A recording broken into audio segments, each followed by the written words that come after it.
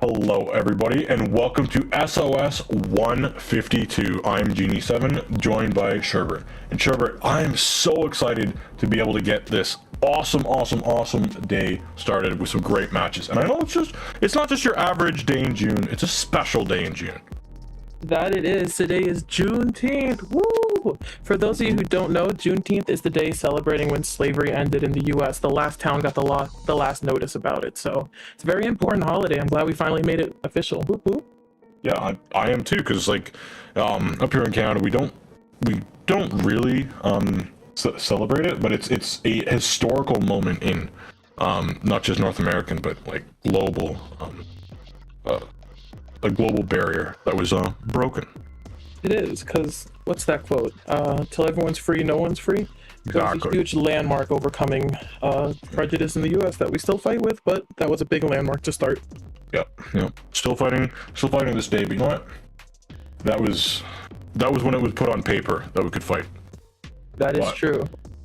It's great start to start off the tournament on Hagglefish Market Rainmaker. That is a map that is so hectic. This, if anybody's ever watched it, I know it's been a hot minute since I've been on IPL. This is a hot map. You get through that first checkpoint, you can get you can make that little leap really quickly, start racking up some points, and that flat stretch towards the final goal, you can really start to see points go up. So I want to see what both these teams bring out, because it really truly depends with how much cooler is present in this game right now. You can run really fast, but you also can respawn really fast, which means as fast as you can rack up more points, you can also be stopped because those respawns are in just as quickly. That is very true, especially since I find it ironic that Haggle is such a beachy kind of map, because it is nothing but snowball every map mode. And in this particular case for Rainmaker, as you mentioned, once you get through the first checkpoint, it's just gonna go, and if they don't have coolers, if they don't have specials ready, if they're not able to come back, well, if a team, gets pushed in that position, because even getting the Rainmaker in mid is going to be an absolute pain if you have the wrong comp. So I'm excited to see what they're gonna pull out, and I hope that team lives up to that name of check out this awesome move, and I better see some really awesome moves on their end. Yeah, I'm definitely looking looking out for the awesome smoothness of the Skeptidillions on the side of ROADROT. That is a player who, if anybody has seen it, listened to me commentate in the past year, Skep and I have commentated quite a few events around the Splatoon scene, so friendly banter will be expressed on this broadcast. Don't think it's hate. And I have gotten the approval from my direct message, which means, oh, the gloves are off, baby. Some people like to grill on their day off. You're going to be barbecuing, Skep. Yup, absolutely. This is exactly the time. The barbecue is out. The barbecue is hot, and I am ready to go. Let's go. I'm so excited for this to get on and poppin'. And then after that, we're going to go into Zones, Barnacle, and Dime. But that's going to be a fun one. Yeah. Zones is another one of the Zones on Barnacle and Dime is another one of those map. Well, every map mode you're gonna have to have good control, but for Barnacle and Dime, it's so flat in the middle that it is very beneficial to have a good backline or really good. Well, we're living in a midline meta right now, so Yes. I'm hoping to see what carries over. If they stay on the same comp, if they don't, is it the kind of analytics I live for? Oh, true. Yeah, I'm as a former backline soloist. It's definitely a midline centric game. Outside of the pencil players that you see, I would definitely put Edit in the mid-range backline. It's the shortest range backline weapon that we could even qualify for. So realistically, it's so midline heavy in this game right now, just to counteract the short range, and also the fact with patches they've gotten little buffs throughout time. But yeah, we are just waiting on all the players to join in, and if we are going to be, well, actually, sorry, it's playout 3. We are still playout 3. Has it been that long? I think so. Best of 3. Is it? Yeah, it should be best of. Like what? It's for a second. I haven't commentated or played in an SOS in 6 months. I played SOS like last week, and I'm like, pretty sure it's a best of, because I remember getting decimated. That's why I'm on this side of the desk today. Yes, it's been 6 months for me, so apologies on that. I didn't read the rules before because I didn't think the rules changed, but the rules had changed. Yeah, they're making Ish move on through a bit faster by not doing a play all. Yeah, actually, that's true. That's true. But yeah, if we do have that game 3, it will be Inkblot Art Academy on Tower Control, which is a Splatoon classic. I don't know too many people that hate the map for it being a bad map. They hate the map because they see it too much. That is so true. Every single tournament, this one's always going to be, like, for the last, since Splatoon 2 came out in 2017? Yeah. So we've been seeing this for too many years that I'm not doing math. Please don't make me do math. But I will say I am a huge fan of TC Inkblot because I am a Tri-Slosher main. There is nothing juicier than some good Inkblot Art Academy because both stacks are just timed to be a menace. That's just Range Blaster, and then we'll talk. That's fair and valid. I was gonna catch this Luna Blaster, but that weapon died in Splatoon 2. It stayed there. It's very unfortunate what happened to the Luna, like RIP. The nerfs in Splatoon 2 were valid, but it just didn't make a smooth transition. Because in Splatoon 2, it was playable, not against Ink Armor, but it was playable. Splatoon 1, it was meta. It was Luna Blaster in Splatoon 1. But it's playable in 2. 3, it's just not. If you play it, you're either playing Fizzy Bomb or Splat Bomb and nothing in between. Yeah, like Lunas are kind of like a colorful pick where people go, haha, I remember when that was good now. Like we have all the Luna mains crying in the back. Sorry to you guys. I'm sorry you had to go through this. Like everyone got ganked at some point in the series, and right now it's y'all. Yo,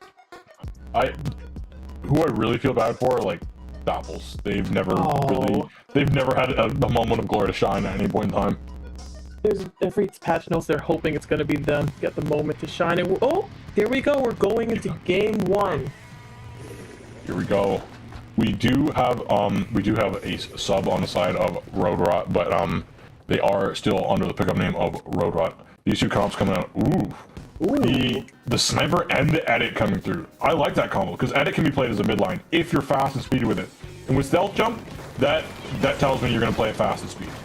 I also like seeing the carbon on Hagglefish because they're going to be poking either right on the corner or mid where they are now. Oh, jump out, there they go. Or they're going to be coming up on those flanks and getting any kind of ministry that they can. And see, there it goes. Unfortunately, on the other side, they're ready for him. Oh, but the Carbon does what a Carbon does best, gets a pick and gets out of there. Yeah, they are going to jump out of there. We're going to see just both teams starting off here, and as we see Skep jump out. Why are you jumping out, bro? You could literally just fight that. You're just better than those gamers. Come on now. 1v3 them, bro. Yeah, exactly. I've seen him do that.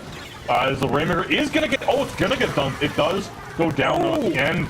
And ROADROT, they are coming up on top of the fight, but they did let the checkpoint go. We're going to see that these duels are going to get out with their splashdown, ready to go for that next fight. That could be a little sneaky splashdown if we see it used correctly. That it can, and here ROADROT is ready to go. They managed to get 3 down at the same time on the side to check this awesome move. So they're gonna have. Oh, what's that? Oh my goodness! Where did that Gal even come from?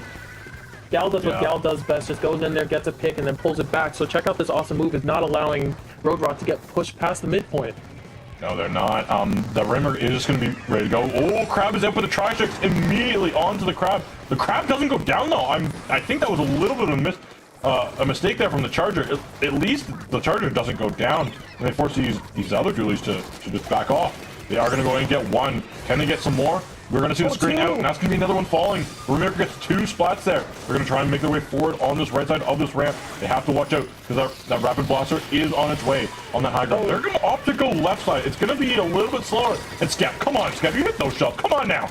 The Rainmaker is absolutely fighting all by itself on left while its team regroups over behind it, but we're gonna have... Oh, Crab is out. There's always a Crab. Oh, what is that? The Gal pushed all the way up on the right and came up behind them, and Skep manages to take them out, and then Glitch Octo gets it back. It is a wipeout.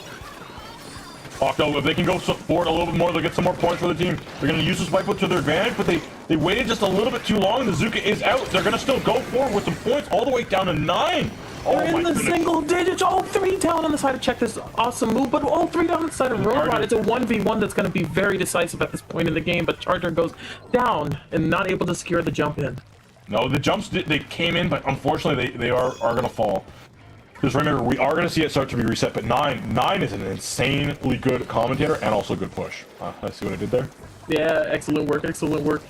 We go, ROADROT's going for that left checkpoint, taking a page out of Check This Awesome Moves book and trying to push where nobody is. Glitch fighting for themselves and not able to secure it. This could be massive. I don't see... They're close to specials on the side of Check This Awesome Moves, but they're not going to be able to get the moves. Oh, look at the movement. Look at the Zuka doing what Zuka does best and securing the pick in a tight situation. Yeah, the cooler is out from both sides, so the specials are out on the side of ROADROT. They're going to run this thing forward. They're going to get oh my goodness. The squid roll, the movement was just better than check out this awesome move, and they got down to 8. My goodness. The road is not rotting beneath them as they paint themselves a golden path. Check this awesome move out, is now down, and it's pretty much going to come down to a KO, but with 1.5 minutes left, there's still plenty of time to get over there. Yeah. It might not even take a KO. You just have to bash your head into the pedestal. Because bashing your head in that pedestal, we all know, can get you 6 points easily. And 8 is a little bit more than 6 there. So we have to watch out for that. This lead will not be safe. As that cooler goes out from Skep, they are going to go down to the Rainmaker shot. We're going to see this Rainmaker do a lot of damage on this left side. Can the duelists get them? They're going to need some help. Carbon goes in and cleans it up. What an absolute monster of a move that was. They managed to secure the wipeout, and here ROADROT's running for the checkpoint. But they're not... Oh, are they going to be able to make it? It looks like nope, they are not, but they're still keeping the pressure on.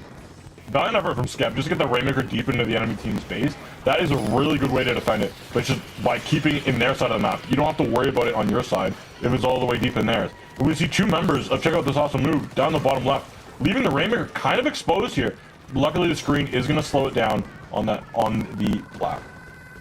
Check out this awesome move. Managed to get a cooler, so this is going to help a lot for this final push. As we're approaching the last 30 seconds of the match, they're going to have to start making something happen and fast. Yeah, they are. It's going to be difficult for them to find a way because the Rapid Blaster Pro Deco is just a good spacing weapon, and if it is making space for the Carbon to get some chip damage in, it's a devastating combo. We are going to see the splashdown go in. It gets 1 with his Rainmaker. You're going to have to splat it here and now. They are. Oh, and they do go down. It looks... I don't want to call it yet, but 3 down on the side of Awesome Move. It's looking like this is going to ROADROT. So we enter OT. Yeah, OT is going to drain away so fast, and everyone from ROADROT is going to take a drip pick on the side of the Rainmaker. Just waiting for the Carbon to show up, but they're a little bit too late to the party. So, unfortunately, the drip pick will be ruined. Yep, no drip pick, but they did manage to get the point. Now we're 1-0 in this set. Yeah, 1-0 and 1-point victory.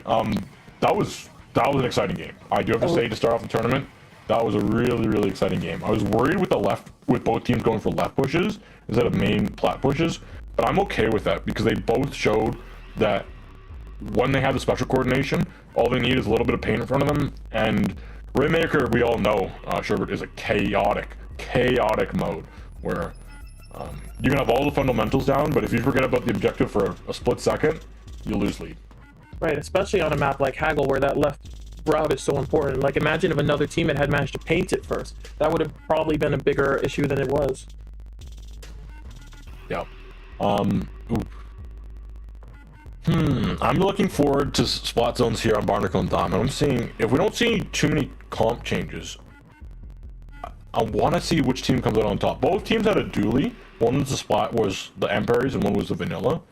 And I kind of like Crab a little more on this map. I'm going to see if the Emperors want to swap over. I agree with that. So as I mentioned earlier, since the center of the map is so flat, having a crab or anything that can apply pressure from a safe distance is going to be infinitely helpful. I'm also wondering if we're going to see a Kraken, because I've been seeing quite a bit of Krakens on zones recently. It doesn't help with paint, but it does help clear out the enemy plat. Yeah. The thing is with Kraken is what weapons it's on is, do you really want to use those on Barnacle and Dime at this point in time? You know, you can't stop a Gal player from playing Gal. You'll see Gal. True. I have 96 no 5 stars, so it's true. It's yeah, you see. if you play it, you play it. It's I also play the new CRB and Heavy Deco, kind of ND leader. There's a few weapons I play Kraken, but it's just, I don't know which one you'd really want to pick on Splatoon's Barnacle and Dime at this moment in time. I agree. I think there's obviously much better choices, but it would be fun to see. I could definitely see it come out on Inkblot TC in the form of range. Oh, I also forgot Blob exists. I'm going to be obliterated tomorrow in the comment section by Skep for forgetting that Blob exists as a weapon. Sometimes I just forget that weapon exists. I'm going to be straight up honest. The only time I remember Blob exists is if somebody pulls it out for crab leg, because it's just questionable with the grates and whatnot. But otherwise, I think Blob is a really fun weapon, but I wish I'd see more usage of it. Oh, yeah. Here we are going on in Game 2. I am ready to go for this one. I always have to say, this is a beautiful map. It's just elegant at times. It's gorgeous, and we see, oh, got a Nautilus out. Yeah. They keep a splashdown, but they change the weapons up. I like that the swap over from the Gal to give you a Zuka, even though screen can be strong on zones. But we'll see. You always have to find value with that. It was just either not going down pretty darn early to the rapid. Right, and as you mentioned, they did end up switching 2 crab dualies, like V dualies. Oh, here we have Blaster already down. Carbon's going in, trying to secure the pick. I'm hoping they're gonna get it here, but it doesn't look like it, as we have 3 down on the side of Awesome Move. Oh, 1. Who's alive? Where are they? They just respawned in with double delay wave. Yeah. Got off cooler. It doesn't give us the wipeout, but zone was taken away, so ROADROT, they're gonna have a huge advantage, especially with 3 going down, make this an actual wipeout this time. It is snowball time as ROADROT gets all the way up and trying to hold them down into their spawn.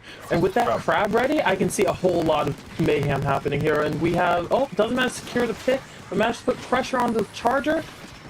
Doesn't find it, but let's see what the teammates can follow up. Yeah, the pressure is exactly what you need. The charger couldn't set up, and you forced on one of the shot or the zap to go in a bad position. So that was really good. We're gonna see that the Rapid Pro has a lot of people swarming on them, but they have to hold the zone. And the Rapid can't paint all that well, so you gotta get the splats. They get 1, but they lose control of the zone. You get another direct. They need their teammates that come in and help them. Spot zone's gonna go big, and it's gonna go get a lot of members. But the Carbon is here, ready from the backside, and gonna take out all the rest of the members. And they have Zuka ready too, so as they're all gonna come in, they're gonna meet a Zuka to the face 90% of the time. Yeah. Ooh. We're gonna see the Zuka come out. Can they get the shots down on the Chargers? No, the Charger with a nice peeker on the wall. And they follow it up with the strikes, giving the crucial room for their team to get in and hopefully take the zone back again. Yeah, it's gonna be difficult though, because this new mid, it's hard for Chargers to find some angles. And another wipeout, a ROADROT, they're just showing up and they're ready to play. Yeah, after that first half of the last game, they're out for ink.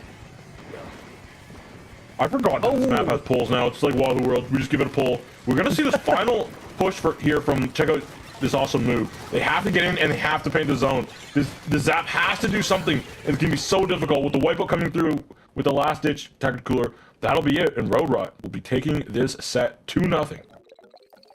What a fun set to watch. The first one with the back and forth, and this one, ROADROT came in swinging. What gave them a big advantage was that first bit where they were able to hold the zone even though everybody was dead. So I think that, like, even though it's lucky, it definitely has some strategy in it, because there's no way you just get, you know, you gotta have more paint on the enemy side.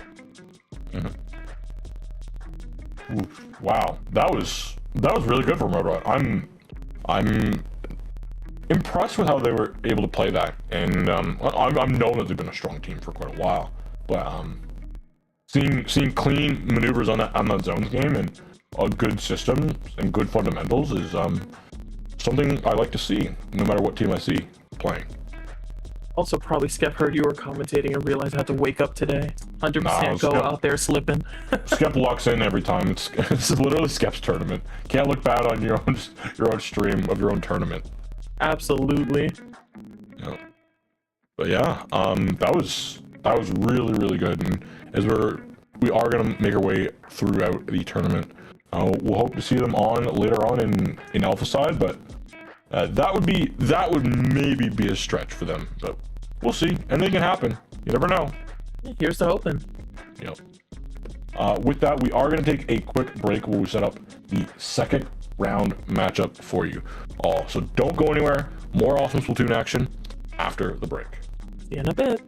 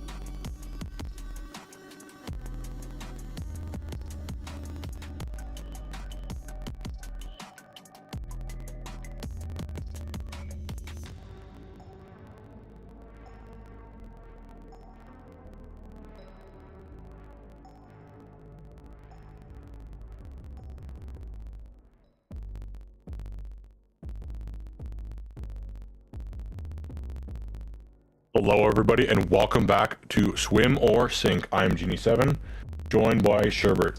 Sherbert, that first set that we saw was nice, clean. Game 2, Game 1 was back and forth with a 1 point, so I'm hoping to get some more action, more back and forth, maybe a Game 3 here in the second set. I'm certainly hoping for it, because here we have Stream Hold the Girl and SOS pickup number 342425, and I'm hoping they can make their games nice and long for making me read out that whole number. I'm not gonna start reading the numbers off. They're just SOS pickup or just pickup because, yeah, you know what? At least they didn't pick a extremely like bad name. It's it's a forgettable pickup name, but at least I can just call them pickup and be not like that's not our name. You just call them pickup because that's actually what their name is.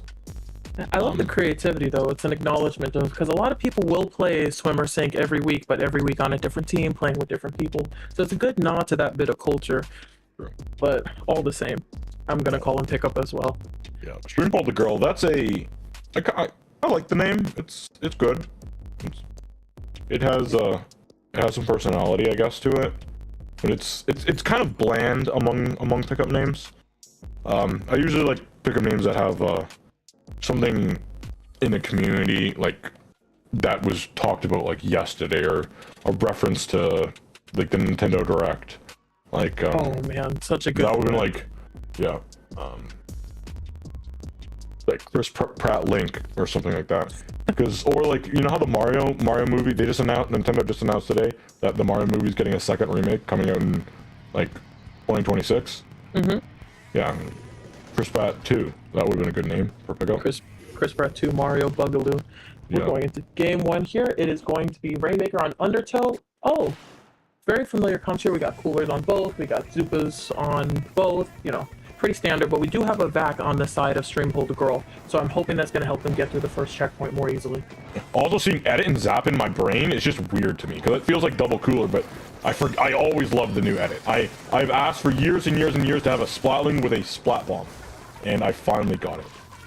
We are going to see Silver run the Rainmaker on this left side. I don't think anyone's going to be able to stop them. Oh, beautiful try tricks just to be able to slow them down just a little bit of time, and that might buy time for maybe a bomb. We're going to see a beautiful bomb placement. Oh, yes! Nice. Clean.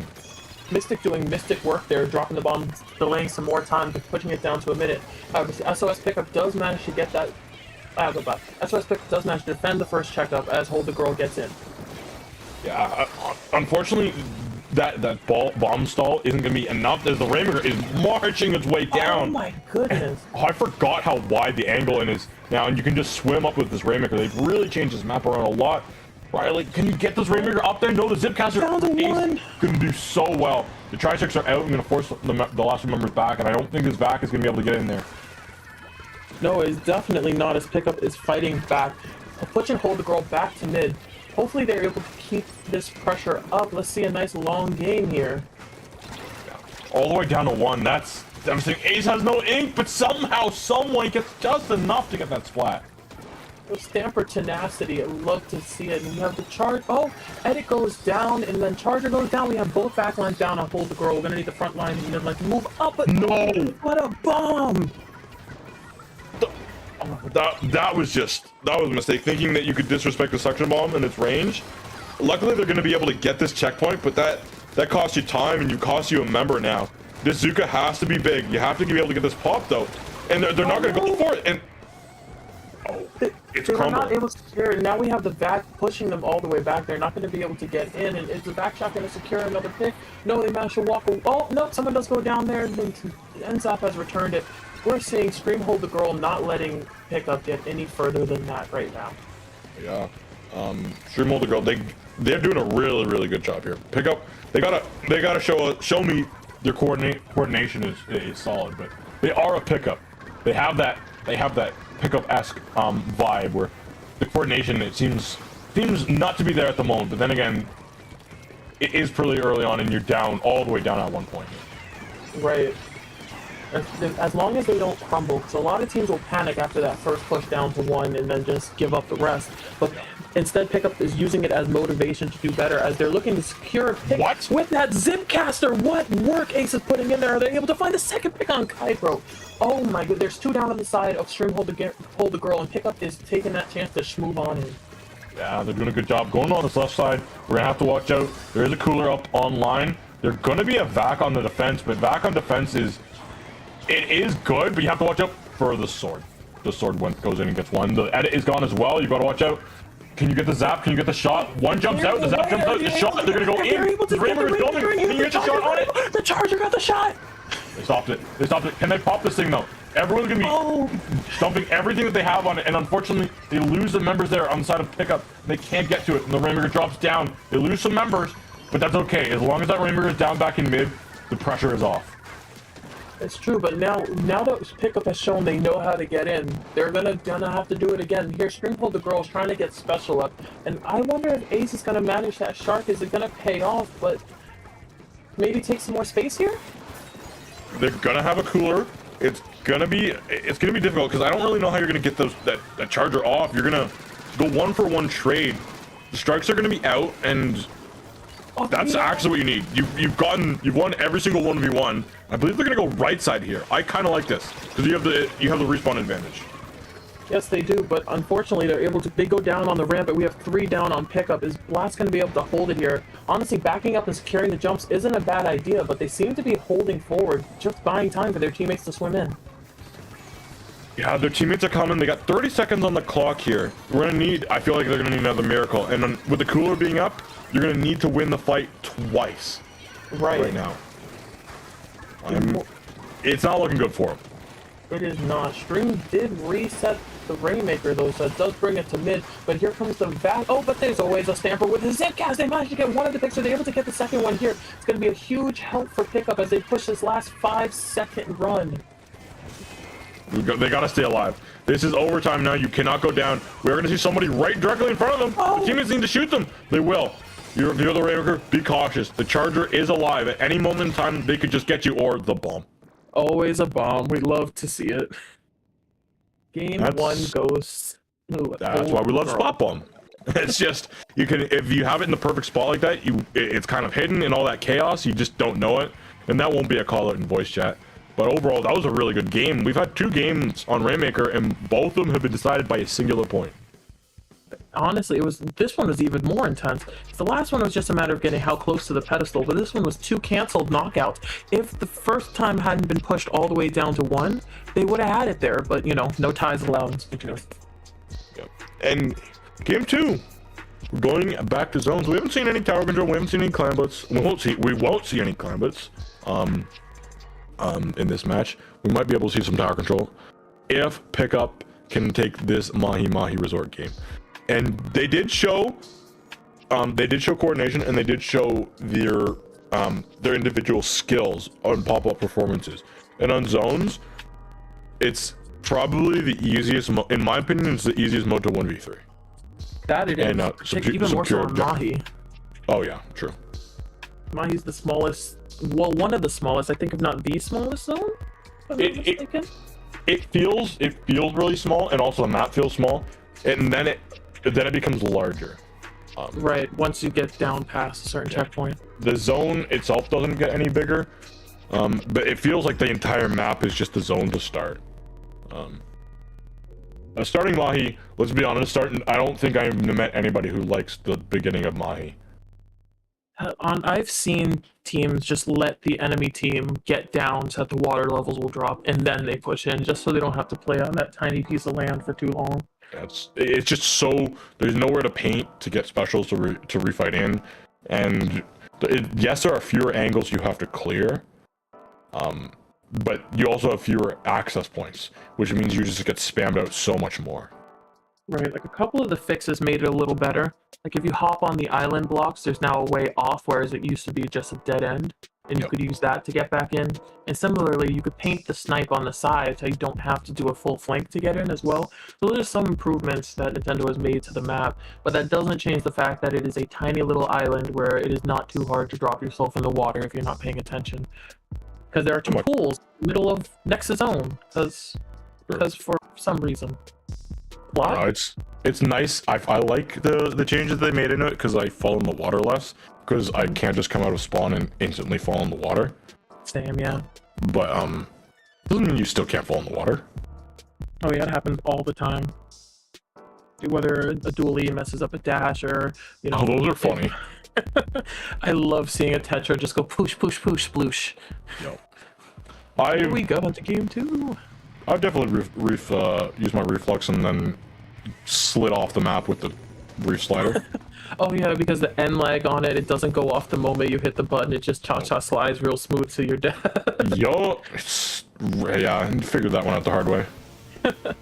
Here we go, and I see a couple of changes here. We have chumps coming out on Stream Hold the Girl, which will hopefully help with recapping the zone. I think it's a smart move.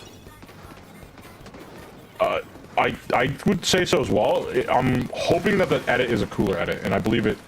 I believe it is, but I don't know because I think there's a sticker on the side of it. I think the original edit. Sticker. No, that's the original edit. I don't. Yeah. The weapons that don't have a recolor, I don't like. I'm gonna be honest. I'm sorry. Please have a recolor or something, or be like the decos that have the bejeweled ones. Bejeweled decos are awesome. Those are the funniest things. Just like, I'll like put some bedazzles on my gal real quick. Have a good time. Yeah. It's like it's 2000 party like it's 2002. What? Oh my goodness. They're destroying them. This game, like we talked for like 10 seconds, and the game's already on final push. It is literally just Mahi being Mahi, where SOS pickup is not going to get in here. It's one. No, Mystic's going for it. They're going to try to drop. They're going to have to drop, honestly. Whether they have Here goes the strikes. They have to neutralize with this. They have to, but they're not able to. And that was, I looked down, looked back up, and Hold the Girl won match 2. Okay, well, so we're cursed on zones games because they're kind of stomps, but hey, I like our Rainmaker games. Those are exciting. Right. That seems to be the vibe so far today. Yep. It was win the first fight with some good bomb placement and an healer hitting one shot, and then hold them up for the rest of the game because you have a special advantage and they can't paint anything in their spawn. Because there's nothing to paint for the first 10 seconds. Right. That much is true. And then the healer got some more shots, and the Zuka got some, and everyone got theirs. I guess Dream Hold the Girl, they're gonna cruise with a nice 2-0 victory. Let's see how they're doing overall. One win, one loss. So they're looking towards either a Hammerhead or a Mako bracket, depending on how they finish off their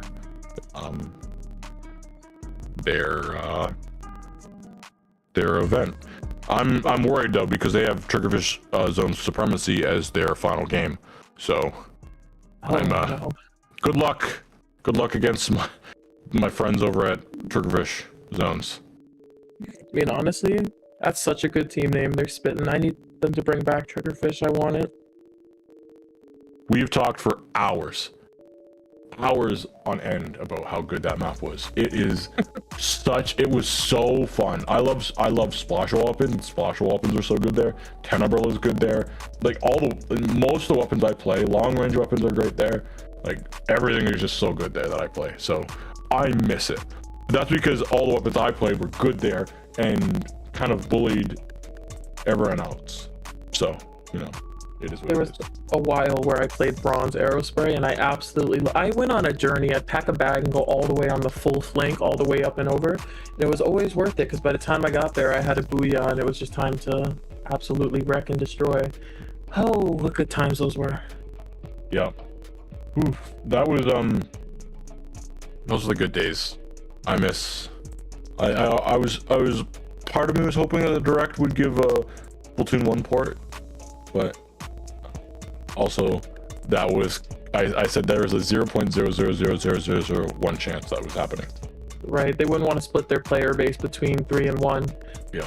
So, like, especially, you know, because 2 is still available on the Switch. If you have all 3, it's just splitting the same player base among 3, and it's just gonna get real messy. Yeah, but hey, I had the same % chance of getting Splatoon 1 port as I did having a Zelda game, and we got a Zelda game. The fact that that isn't called Legend of Link will always just sit. It needed to be Legend of Zelda because it's literally the Legend of Zelda. Yes, but all of Legend of Zelda is about Link. So why not Legend of Link about Zelda? Because we don't want to confuse the people more than they're already confused. Yeah, that's true, because there are a lot of people who are like, what if Zelda was a girl? That would be crazy. Yeah. Not knowing that, yeah. Oh, it's... So finally, it's like, oh yeah, here's an actual Zelda game. Right. I love the art style. I like the mechanics so far. It's so creative. I'm very hyped for that to come out. Not as hyped as I am for Metroid Prime 4 that I've been foaming at the mouth for since 2007, but all the same. I was gonna say, yeah. We are just waiting on our next match. It is not quite ready yet, so we will be taking a break in a bit. But right now, Trevor, I think we're just chilling. If anybody's here chilling along with the directors, we wait for our next matches to go along. Unless Pipe needs us to take a break. I don't think. Now we're good. Is there anything else, Trevor, that you really like from that direct? We could talk about that for a bit. So ironically, yes, the day before the direct, I was talking with one of my friends about how I want to get my SP back in order so I can go replay Mario and Luigi Superstar Saga, because that was one of my favorite games back in the day. I love that style, and it'd been a while since, Bowser's Inside Story, I think, was the most recent one of that style. And I was like, oh, I think I'm gonna go back, I'm gonna replay it, because I don't remember beating it as a kid. It's gonna be great. And then, of course, the first announcement being Brothership, it's like, oh, it's on. It is on like Donkey Kong. I am buying that day one. I'm waiting for the midnight release for the Nintendo store, and I am going in person. Fight me. I'm ready to go. I know a lot of people that are like that. And speaking of Donkey Kong, the only Donkey Kong game that I own is getting a remake. Woohoo! I mean, honestly, Donkey Kong Country is fire. So, yes, on the Switch we have Tropical Freeze, but ain't nothing like the classic. I'll argue with that. It's all right. Yeah, Donkey Kong Country Returns was that game. It was really good. I never beat it, but hey, it was I do remember it being really, really fun. So yeah. I'm glad to see that it's back onto the Switch. Right, of course there were a couple of filler games that were interesting. What's your opinion of the Funko Pop game? Sure. It looks cool. I don't know. I have nothing but haterade for that. Yes. Haterade comes in one flavor, Envy Green, but I'm not jealous. I just don't like it that much. I don't know. There's a lot of things that I was like, oh sure, this is cool. I felt like this direct was, we're gonna have our direct and we need to put our big names in here, but we also had to have a lot of filler here. There's a lot of filler games that were actually look super sick that I really was impressed with how the game developers of it, what they put together. Because we all know that the Switch is not going to be here in 3 years. It will not be the console that Nintendo is advertising in 3 years. So within. I have something to throw in there real quick. With Metroid Prime 4, all the other games they said releasing for Nintendo Switch. For that, they did not. They just said when it was coming out. So that's a big hint, since they already said they weren't going to address Switch 2. Yeah, I also people are like, oh no, it's gonna be on this console. No, well, when they announced Breath of the Wild, they showed us this thing, but then they also they didn't show us a Switch until a little after they had really given us a lot of in-depth stuff. They gave us in-depth. It was only at, what was it, E3, when they finally did the full reveal, the full play testing thing. Those still play testing were also on the Wii U, but they had announced the Switch. Right. It was more or less, here's our Zelda game, and oh yeah, here's our next console. But here's the Zelda game that you can get on this new console. And they really, I remember at E3 they had the full Nintendo Treehouse 3-day thing on that thing. It was wild.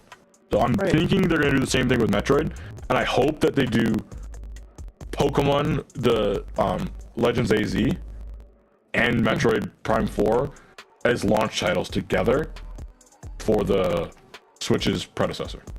Honestly, I think that would be ingenious, because one of the problems the Switch had on release was it had Breath of the Wild and 1-2 Switch. That was literally it. And then there was 1-2 Switch, but in terms of big hitters, the library was lacking for a long time, and that was a lot of people who had no motivation to move, and it was in this weird no man's land. And I agree, I think that's what they're going to do for Metroid as well.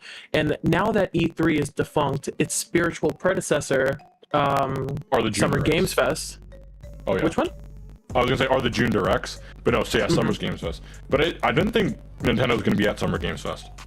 Honestly, they were. I wouldn't be too surprised if they start looking into it, because of it's kind of replacing E3, but as something from the players for the players. True. And like in addition to that, some of the things in the direct were also were originally announced at Summer's Game Fest, like the Zero Dawn Horizon Lego game that was announced during Summer Games Fest, and a couple of others. And then Among Us also, leaked its update soon before Nintendo Direct got a chance to. So I wouldn't be too surprised when Nintendo starts looking into it in the next few years. But what do I know? Nintendo always surprises. Yeah, I don't know. I love the release of the Switch because I play Zelda and I play Splatoon and I play Pokemon and I play Mario Kart. And besides Pokemon, I had Mario Kart, Splatoon, and Zelda within the first 6 months of the Switch, and I literally barely have extended my library. That's a somewhat of a lie. I have about 20 games on the Switch, but besides Zelda, Splatoon, and Pokemon, got maybe a Fire Emblem game, a couple of Shantae games, and that's about it. No Animal Crossing? I got during when the Switch, when the 3DS was coming out with the Mario, Super Mario? No, it was Smash Brothers. They had like a whole sale on all these different games, so I bought like 8 different games. I played Animal Crossing New Leaf for about 6 months, and I was so bored of it because I kept playing it for like half an hour, and I kept doing the exact same thing, and my house and everything just wasn't expanding because of so many, like how online centric you need to be able to order stuff from. Right. I just I wanted to create cool things like I do in Minecraft, but I had to wait for a daily reset to happen to be able to get the cool things that I wanted, and it was like it kind of kicked me in the side. So I have never fallen back into Animal Crossing. That's honestly fair. Like for me, it's similar. I liked Animal Crossing for the Switch because it came out with the whole Doom at the same time because that was the running meme, and then the pandemic hit. Yeah. It was fun to play on other people's islands and then also switch over to Doom and then go back to goofy little my friends running around on an island as we make rivers and whatnot. But I haven't touched it since. I think that summer update that year, I hadn't played that and I haven't touched it again since. So I definitely understand you on that. I understand. Don't get me wrong. I understand why Animal Crossing is awesome and people love it. Right, same. I always thought it was a game that I was gonna love. I thought I was gonna love it, but it just didn't hit home for me. I don't know. It's so peaceful. I love watching what people create with it. That's the one thing with Animal Crossing that I love. I love seeing what people create and doing tours. But oh my goodness, if I get bees stung one more time, bro. Gotta have the tax to run. Gosh. I can run, but bro, why every day? The bees. You could turn around with the net and catch them. Yeah, I know. It was just, I was at the time. Yeah, you also have to remember I bought 8 other games at the time. I bought Kid Icarus Uprising. I bought Fire Emblem Awakening. I bought A Link Between Worlds. These are some home run games. All of these games I'm talking about are absolutely out of the park, slam dunks of games. So I'm comparing it to those games. You can see why I'm it's still an amazing game, but I would have played those other games instead. Yeah, honestly, fair. Because of any other games you had bought, I'd be like, oh, you could play a little more Animal Crossing. But that one 100%. No, there's yeah. Awakening was insane. It changed Fire Emblem. Yeah, I heard. I haven't played a lot of Fire Emblem. I just watch other people play it because it's not. It doesn't hold my attention. It's a great game. I love the look of it, but if I had to play it myself, it's the ick. It's not my cup of tea. Awakening changed the whole thing that Fire Emblem is from the old style of super tactical permadeath combat to a more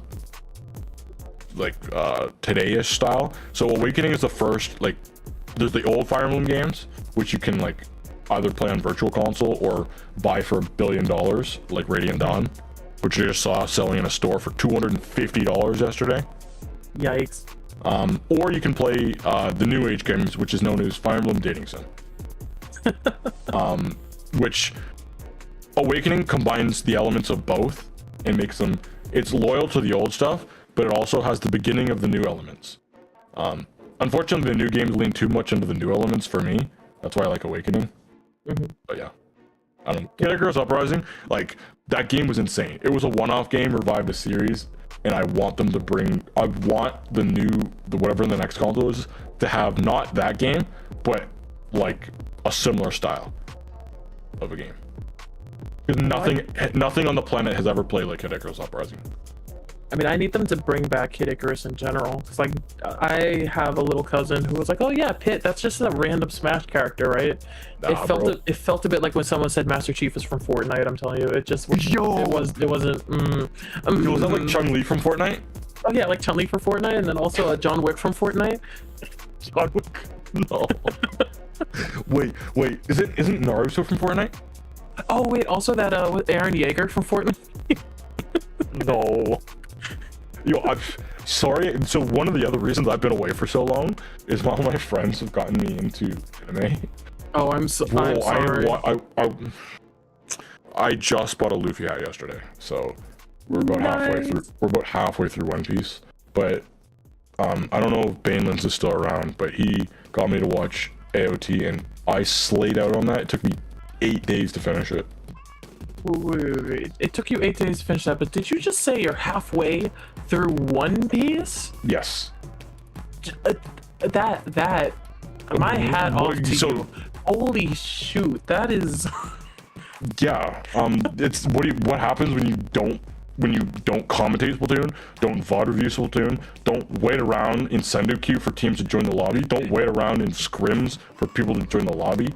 Like, there's a lot of hours in my life that I didn't waste on Splatoon, but I wasted having people sit in the lobby, bro. The amount of hours I wasted sitting in X rank for nobody to join, bro. Like, I love Splatoon. Don't get me wrong, I love it. But guys, can we be respectful of each other's time?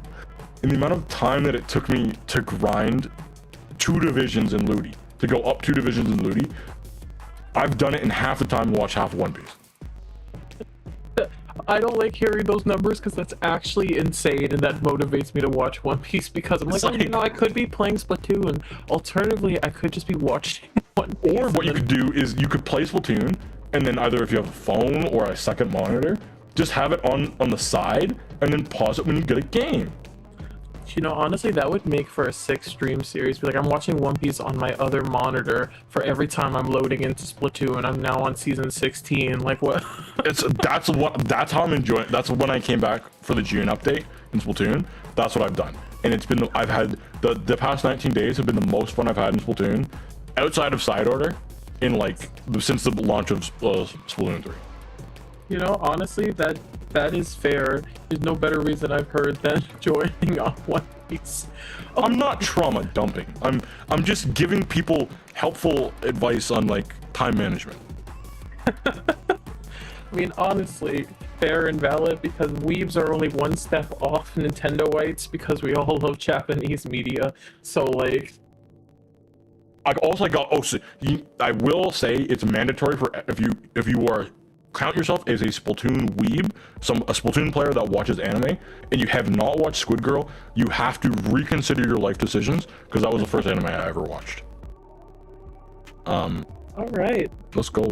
Ready? All right. With that, mandatory watching of Squid Girl. You are welcome back to wait, who said mid-piece? Anyway, we're back to watching SOS. We're getting ready for Magic Beans versus Peanut Butter the long way. Yeah. Do you think the long way means in like a hot dog bun, or like half of the sandwich is like painted peanut butter and then half jelly, but like on the same piece of bread?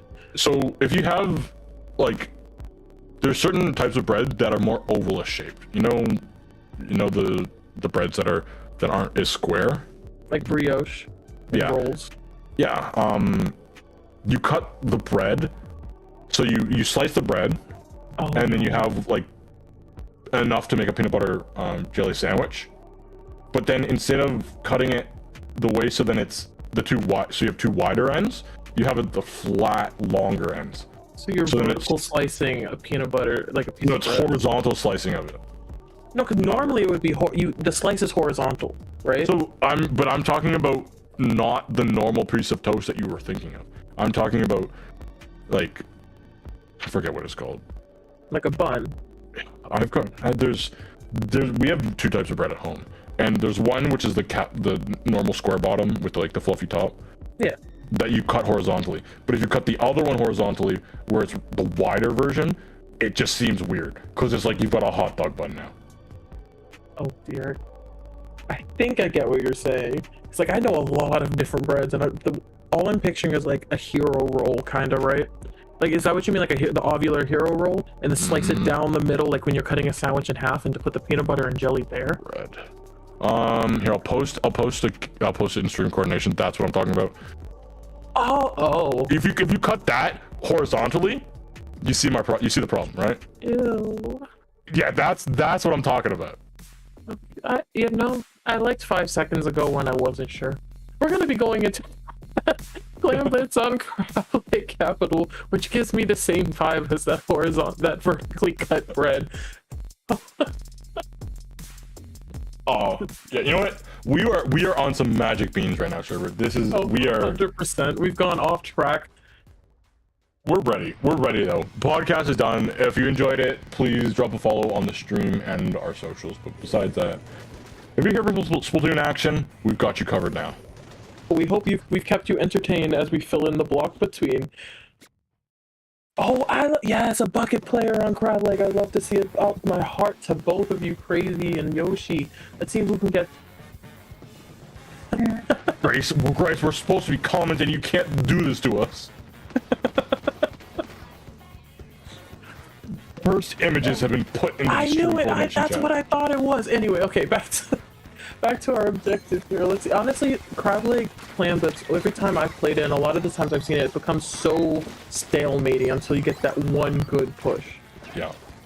The super chump version of this weapon on this map, sure. I always think Killer Whale is just better on bow, outside of Turf War. I agree. But what do I know? I've only played an unholy amount of bow. Right. I mean, to be fair, you're mostly a one-piece watcher these days. Oh, but Verifan gets in with that flank. If they're able to secure the 2 picks here, they are not. And the push dies, and here we are in a stalemating mid. Yo. Oh, the bomb is gonna get that splat though. Nice help there from the paint of the charge. You gotta watch out for the splat bomb. And they are gonna get chased down. Unfortunately, no ink underneath of their feet. And here we do have the CRB. Unfortunately, CRB never got to enjoy the Kraken cheese, which is Clamblitz. So they have patched that out. Oh, the jump is gonna get out there. Yeah, Carden manages to get out, but there's 2 in the pick here. Are they gonna be as lucky? And trading back and forth, 1 down on each side. They secured, honestly, the top right is a very important thing in this map mode, but, not if you go down that quickly. I see Haunt on the bow, that's going to help with them getting in, but... Is that Haunt or is it Thermal Ink? Oh, Thermal, it's you're right. It's definitely Haunt. It is Haunt, yeah, because they got to pick up, they got to hit on somebody. Because the charger, you haven't touched them in a long enough time that Haunt would have gone off, or the location would have gone away. Right. I like that. I always forget Haunt sometimes. Yeah, Haunt I rarely see because it targets like a single player. I mean, it's useful if you know you're going to keep going down to a single player and you want to know where they are at any time, but that's like metagaming that usually you don't get to take advantage of with something like SOS where you're not sure who you're going to fight next. True. But if the teams do know each other, honestly, you could do it. I ran Haunt against Kraken when Kraken played Brush against me, but that was just back in the day. Yeah, I definitely feel that. I mean, I love having good scrim partners, people you play all the time, and you know what their little tidbits are, so when you get to play in a tournament against them, it's like, haha, I know you. I mean, ignoring that you know me, but I know you. Oh, here we have peanut butter jelly the long way is in, but they're gonna need to find they don't have plans though. There they go, finally. They managed to break the basket, and sometimes on Crab Lake, that's literally all you need. Yes. This, I don't feel like it's gonna be safe enough though. Because if you get the range blaster up on the plat, you can do what Inkjets used to do was you go up to the basket, throw a clam in, and you pop your Inkjet and run away. And then you have that jump to the basket the whole time. With Kraken, if you can get your range blaster up there to get the clam in, they pop their Kraken and live. then you can have those jumps into the basket. But they are just going to opt to go for the safer and smarter space-making procedure. Yeah, they try and secure the picks here, and 2 do go down for PB&J. But yeah, no, it's very stalemate. Oh, Magic Beans is getting in here. There's a whole, but they don't have the clamps to capitalize on it till now. Yeah. Ooh, they're gonna go in with the bow. They're gonna be able to get that basket broken. Can they have some more? Town's gonna go in and get some more clams in. That's gonna be the lead. They're gonna have a nice healthy lead all the way down to 59. Can they get this power climb jump in? It's gonna be a little bit too far, and they're gonna go down to that spot bomb. Unfortunately, didn't get quite close enough as a shot. And the bow jumps in, losing their power climb at the end there. But, I was looking for that the Zuka to land on somebody there, but they managed to at least keep the pressure up before they're backing back off to mid. It looks like PB&J is going to have to get it together here, because with 45 seconds left, they're going to have to make a good push. They lose 2 of their members pretty early on there. We are going to see the Carbon try and back off. They see the range blaster, and that's a pretty free kill, especially when you have that. When either weapon has a pain advantage, you have so much of an advantage with pain advantage. 100%. And now that Magic Beans is playing defensively, PB&J is going to have to try to get some more paint down in there. They paid enough to get the Carbon to the ledge, and they're able to capitalize on it. With this cooler and the Zuka's coming out a little bit early, this could be their chance. They're going to need to be their chance, because the overtime is going to start ticking away here if they're not fast. You need to have one last attempt and one last chance. They lose a shot. They need to get some specials online. They get one splat, but they need more. They need to find more. The tri-strikes from this slosher need to be massive. They're going to have them available. Will they be able to use them? We're halfway through this penalty. They get 1-for-1 trade, but they're going to go down to a whole bunch of spam. The strikes are, and that's going to be a wipe. They're going to be able to throw this clam in. They're going to have some more clams here, and that's going to be, should be able to be game, and they will. Peanut butter jelly, the long way. Take game 1. It's peanut butter jelly time. Let's go. First image. Oh, the long peanut butter and jelly. I wish I could stick that in chat. Yeah, I think Grace might have the power to post the link, but I don't know. It's not that deep. I've heard the meme before. I had just not seen it, so it's a hero peanut butter and jelly, which is fine, but like that's a lot of diabetes. Yeah. Anyway, you know where you can get peanut butter, jelly, and bread, and maybe magic beans if they offer it. At the supermarket? Yeah, it's the supermarket. Which is perfect, because that's exactly where we're going. Mega Mart Power Control.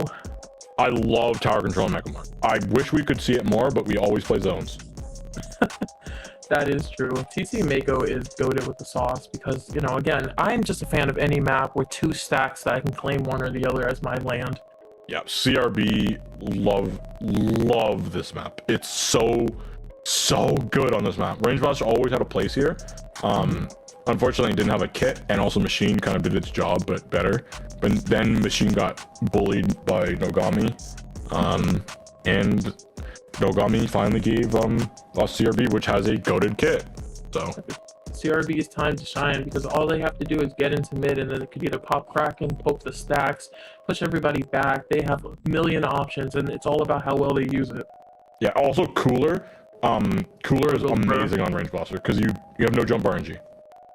Right? Oh, that's true. I forgot about that. I've been wondering. It feels like playing Splatoon 1 with it. It's, you move, and also you move so fast. So when you jump, you're flying through the air at supersonic speed, and you can just direct people. It's most you could tell the people who played Splatoon 1 and versus the people that didn't, because of how much they jump with CRB when they have right. The Splatoon 1 players jump and they will direct you every time. Splatoon 2 players will miss by a mile, or they won't jump. It's like coming out of Mario Kart Wii when people didn't know how to drift anymore. Buffer blasters. Yup, 100%. We've ever seen similar comps. And there we go. We do have the CRB. They are keeping it. Both teams do have their cooler, but even on the Carbon, this is also a good, really good Carbon map. So as long as you can take the pain away from them, you're gonna have a much better time on Magic Bean.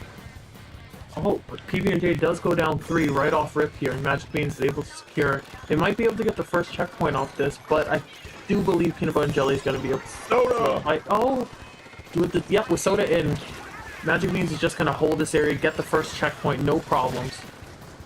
Unfortunately, they lost their CRB to a bomb in front that was being pushed by tower, meaning that they've effectively been wiped out, and they've lost that power of the being able to jump from below the ledge with CRB with perfect accuracy is so disgusting. It almost like when Stamper can do its crazy little jump tech. Well, let's see. Oh no, the pencil's gonna have to get out of here. And that they do. It was a waste of a cooler, but they were able to stay alive, and that's important. And as you mentioned, we're going to be able to see the CRB coming back under this ledge and poking them again pretty soon. Great job taking away the space from Eevee down on that bottom side there. We're going to see if the Nautilus can get that splat, and they do. They are going to be able to come out on top there. I'm kind of amazed at that because I know the ranges are pretty close on those two weapons. 100%. Technical difficulty of my own for a moment. Pipe, our feed is gone. I can see that it's still on stream. Oh, there we go. Thank you, Pipe. Thank you. MVP. And while we looked away, PB&J is pushing back toward the checkpoint, trying to break this first checkpoint, and are they going to be able to secure it? And they do. Nice double spot there. They got to it.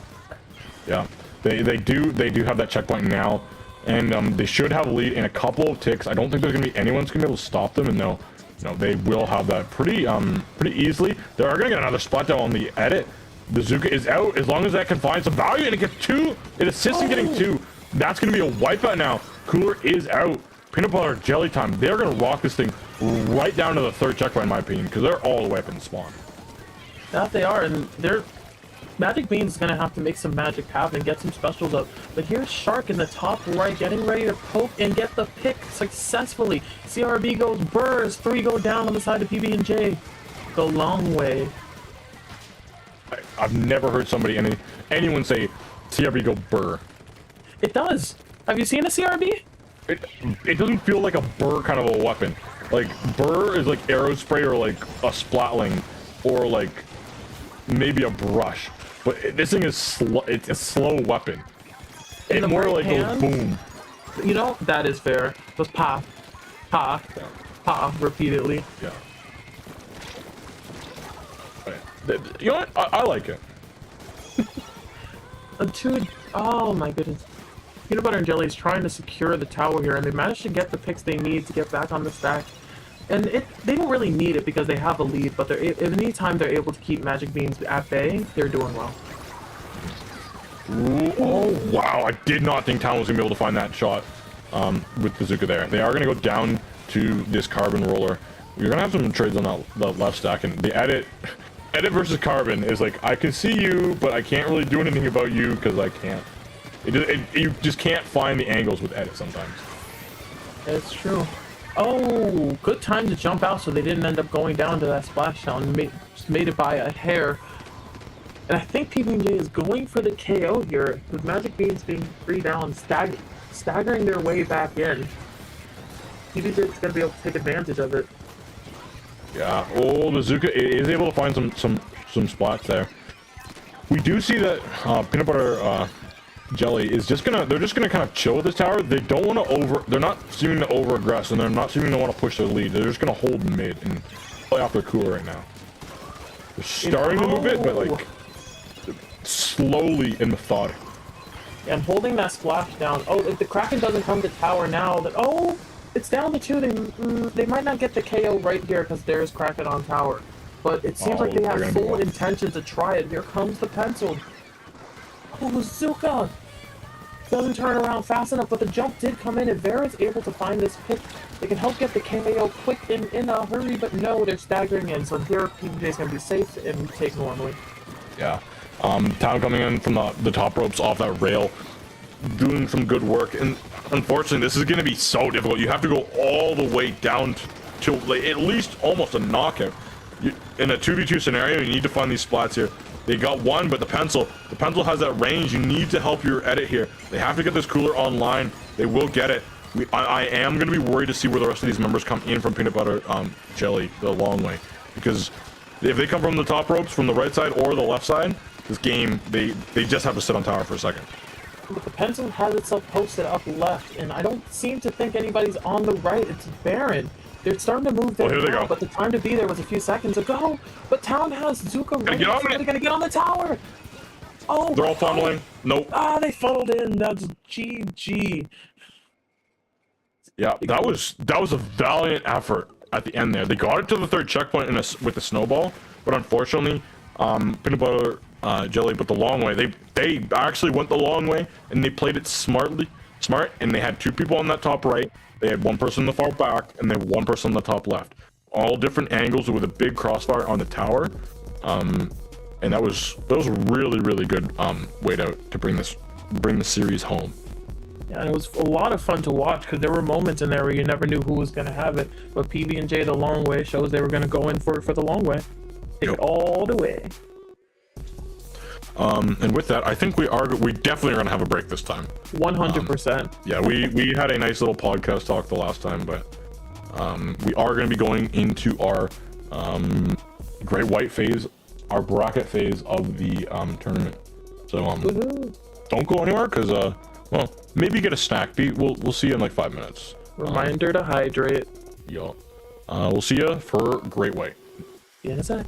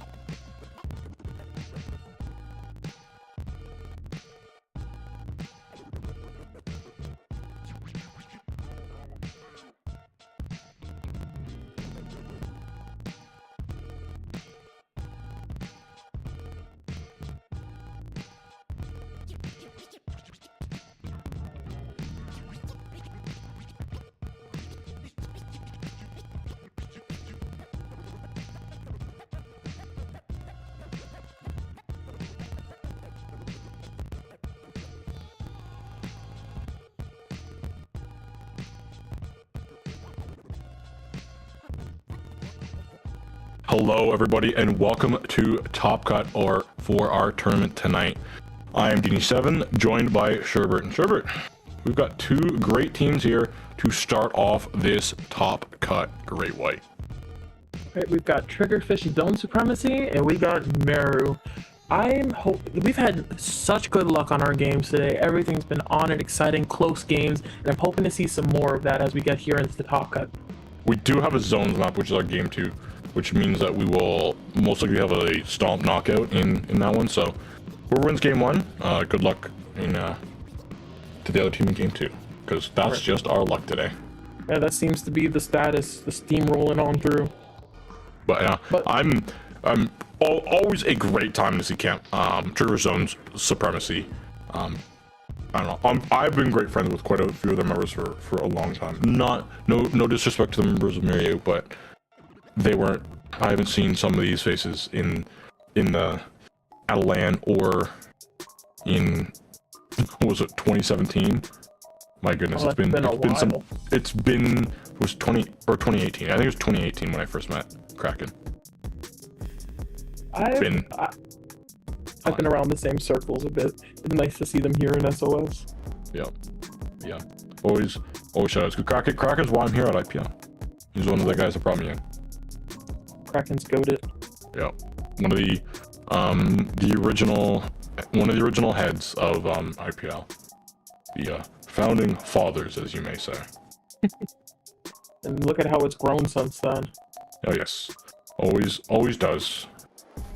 Yeah. We are going to be starting on Tower Control Hagglefish Market, which is a map that we've seen on Rainmaker today, and now we're going to see it on Tower Control. I do have to say it. All 5 modes, yes, all 5 modes on Hagglefish are good. Climb modes isn't the best, but it's not the worst.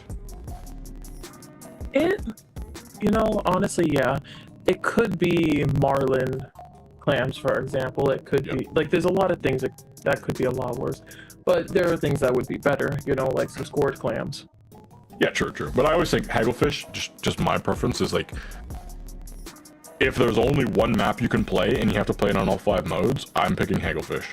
Because you think Scorch, oh, good Rainmaker, great Clamblets, but then you have to play zones. Yeah, every time. Yeah. Anyway, here we go. Game 1. Free bowling. What did bowling do? Oh, no. GG, I don't... they know what they did. 100% of the time, yeah. Let's see, we got a lot of bombs out in mid, standard behavior. Let's see, no one's on the flanks yet, which is a little bit of a surprise. Because both teams have ways to punish and push up, like either the slosher, both of them have a slosher, we have an exploit on the right, but 2 are down on Triggerfish Zone Supremacy, and they return the favor, so here we go with Meryu making the first push. Oh, this is Triggerfish Zones, because that's Vapor on the exploit. I was gonna say, that's what I thought, the colors are... No, yeah, we got them going now. Here we go, the strikes are out. Gonna push Vapor back off the tower. They are gonna have splash on, but they kind of want to get through this checkpoint if they can. They're gonna use it, but they're gonna go down in the process. 66 is good, but like you need to get through that first checkpoint before I can really start counting any pushes. Great. I agree, because the first checkpoint after, as you mentioned before, Hagglefish is a very snowballing map, and that first checkpoint is kind of like the fail-safe. If you can get through that, that's where it begins and ends. But until then, it's not really a full push, especially as Triggerfish Zone Supremacy is grabbing it again. Yeah. We are going to be seeing the edit, just trying to get that cooler, but oh, gotta watch it. The Inkling into Explode, like 90, is actually a disgusting combo that most people forget about. It's, you get marked by the mine, the Explode sees you, and they try and hit you for the 90, you're just gone. Nobody lives that. It's absolutely a delete key, straight through. Oh. Yeah. Ooh. Good splash and create space. I forgot this weapon gets splash wall. Yeah. Oh, good pick. Zuka coming out, but are they going to be able to save and get the 3rd pick on Kraken? They are not, as they come to the first checkpoint and secure the lead. Yeah, and the Zukas are out. Both Zukas have been used. They did find a little bit of value. Now the Tricheck's out. We've got a cooler here at the ready. The Squeezer has gone down. I believe somebody on the backside. The Explode doing a lot of good damage. Here goes the Kraken with that Reef Slider. Isn't able to find anything, but they start pushing the tower back with the help of Pork. And we'll see if Triggerfish Zones can really dig in here and get this tower moving. Look, as they're coming in, they don't have the map control on the enemy side. Well, actually, no, they do. Meru's the one that doesn't have the ink control right now, and they're gonna have to start painting up to try to get anywhere. And the thing with Triggerfish's comp is that it's so unique, but this team is, I was gonna say, they're so well practiced, yet they don't practice very often at times. They get on this grind, the horse, and they grind it out, and then they get busy and they stop. So let's see what phase of the cycle they're in. Are they in the we're goated phase, or are they in the we're grinding phase? Either the sweat or the rut. There's no in between. Yep.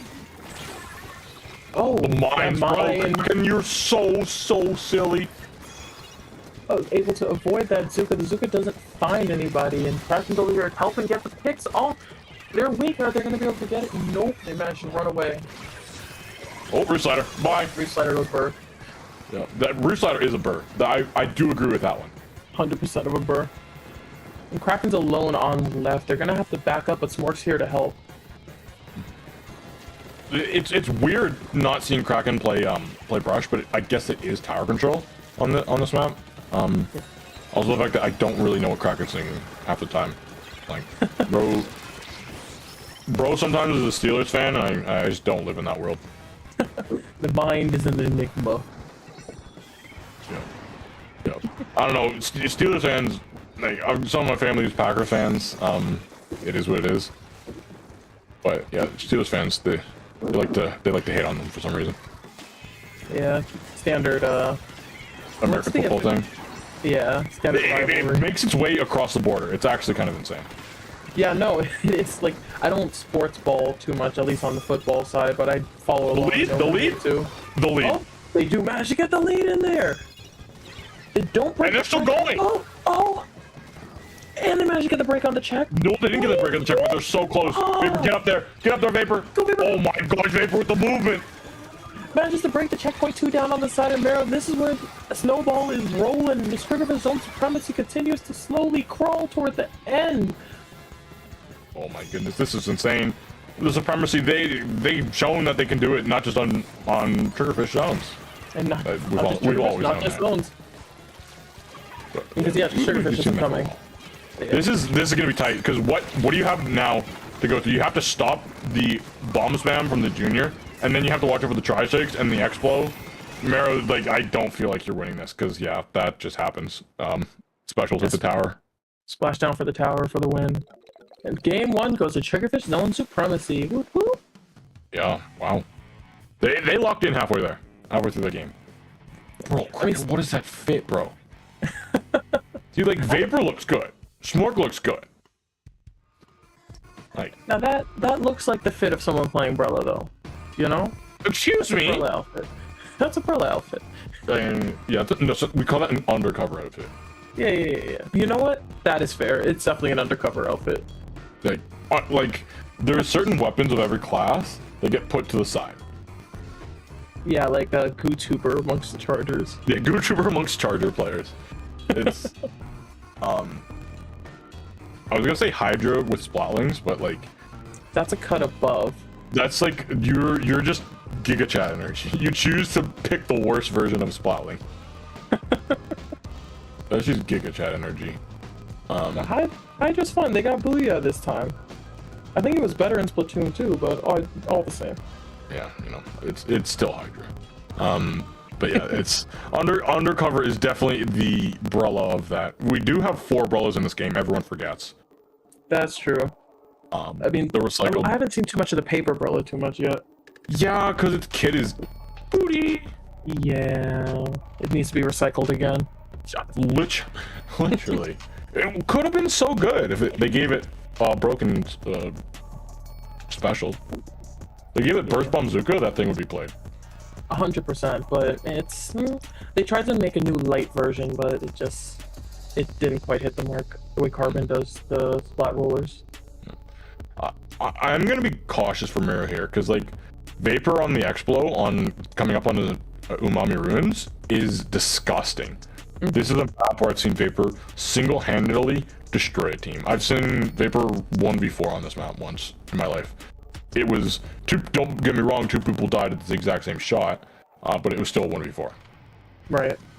But honestly, I don't know. I think they might have a chance because they were able to push, like, in the very beginning back against Triggerfish. Maybe if they were able to catch on to some of their tells, they can capitalize on it and or reverse it. Or will we fall into the same curse where round 2 seems to be a knockout?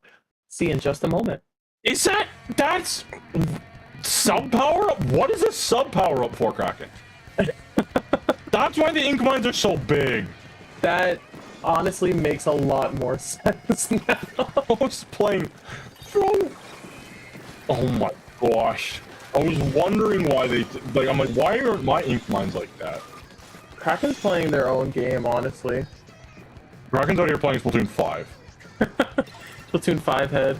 Oh, but they managed to go down to Swag, but they do have control of the zone. If the Expo can land the pick, but Next, we're gonna watch it with Zuka. They are able to stay alive, but Lil Nas X here, going back on the Old Town Road, goes down though. Yep. During Pride Month, that's a shame. I know. Gotta stay up. I know. And on Lil Nas X doesn't have. Yeah, I'm gonna end that joke here. Anyway, then we have the Bucket on the back over here, trying to hold on against Kraken, but Kraken's getting support from Smork. Smork's been really good at following up Kraken wherever they need them. I love to see a team that plays together well. We are going to see that Rootside go out, and they are going to be able to find one with that. Smork got the big bubble at the ready, so these points can start really ripping it down. And they're already past 60, and with only one down, looks like Meru's going to have to get some specials up if they want to get in. Here comes the Kraken running at the bubble with the tri-strike. Two specials out from Meru, and they manage to get control of the zone, which is enough to put a penalty on Triggerfish, which is sometimes what you need to get the ball rolling. At least it's not going to be a smooth knockout. We've broken the curse. No, yeah, it's gonna be a Rootside. Whoa! Didn't think that one was gonna be a situation that you lived in. Kraken's Absolute survivor. Yeah, Kraken's gonna start making a way up here, trying to move forward. You gotta watch out though, because Range Blaster is a matchup that you lose every time. Umbrella. Right. I mean, with each back and forth, Triggerfish has managed to get further and further into Meru's spawn. I think with one more wipe, they'll be all the way in, and it's going to be almost impossible to recover. That was an excellent bomb. Smork's bombs have always been elite, amongst some of the best of some of the greatest of Splatoon players. I guess you could call them the bomb, huh? Yep. 100%. And the bubbler, it does be big, and it is gonna be really hard to get through. Lil Nas X is gonna really try and find a way to destroy their way through it. They go down to the industry's favorite, Zuko. Getting Zuka time and time again. They're gonna have to neutralize the zone here with only 10 seconds remaining. 10 remaining, but these 5 seconds to get in there or get out. Oh! They neutralize. They cannot get two as well. Goes to Triggerfish Zone Supremacy. Yeah, wow. And that was it wasn't a dominant zones game, but it was still a knockout. So our little cursor. Yeah, we get a slight reprieve from the curse because there was something for a little bit there. Yeah, there was. But yeah, Triggerfish Zone Supremacy, they will be moving on into round 2. Against Pixio NFT for round 2 matchup. But with that, Sherbert, we are going to be ending off us two being on the mic together. I don't. Do you want to continue, or do you want me to continue? Because one of us is going to come back later. Your preference. I can continue now, and then you come back later, whatever feels best for your schedule. I'm open-ended. All right. Well, with that, I'm going to stick around, and then we'll have you back for semis and grands. Good with that? Sounds perfect. All right. We'll see the rest of you on the other side of the short break. See you in a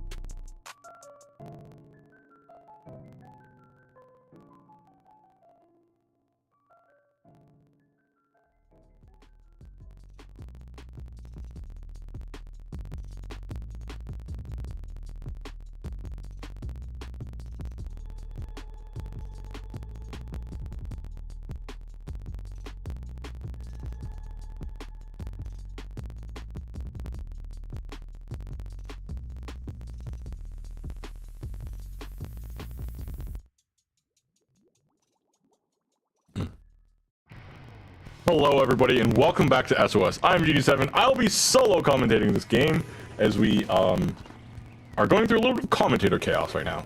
But yeah, we are here in round 2, game 1. It's grind time +1 for SOS versus Wavebreaker. We are going to be starting out here on Ink Blot Art Academy on Clamblitz. We've got both these teams coming out with comps I like, and that's actually not a custom range blaster, that's just a regular old custom blaster. Don't see that too often.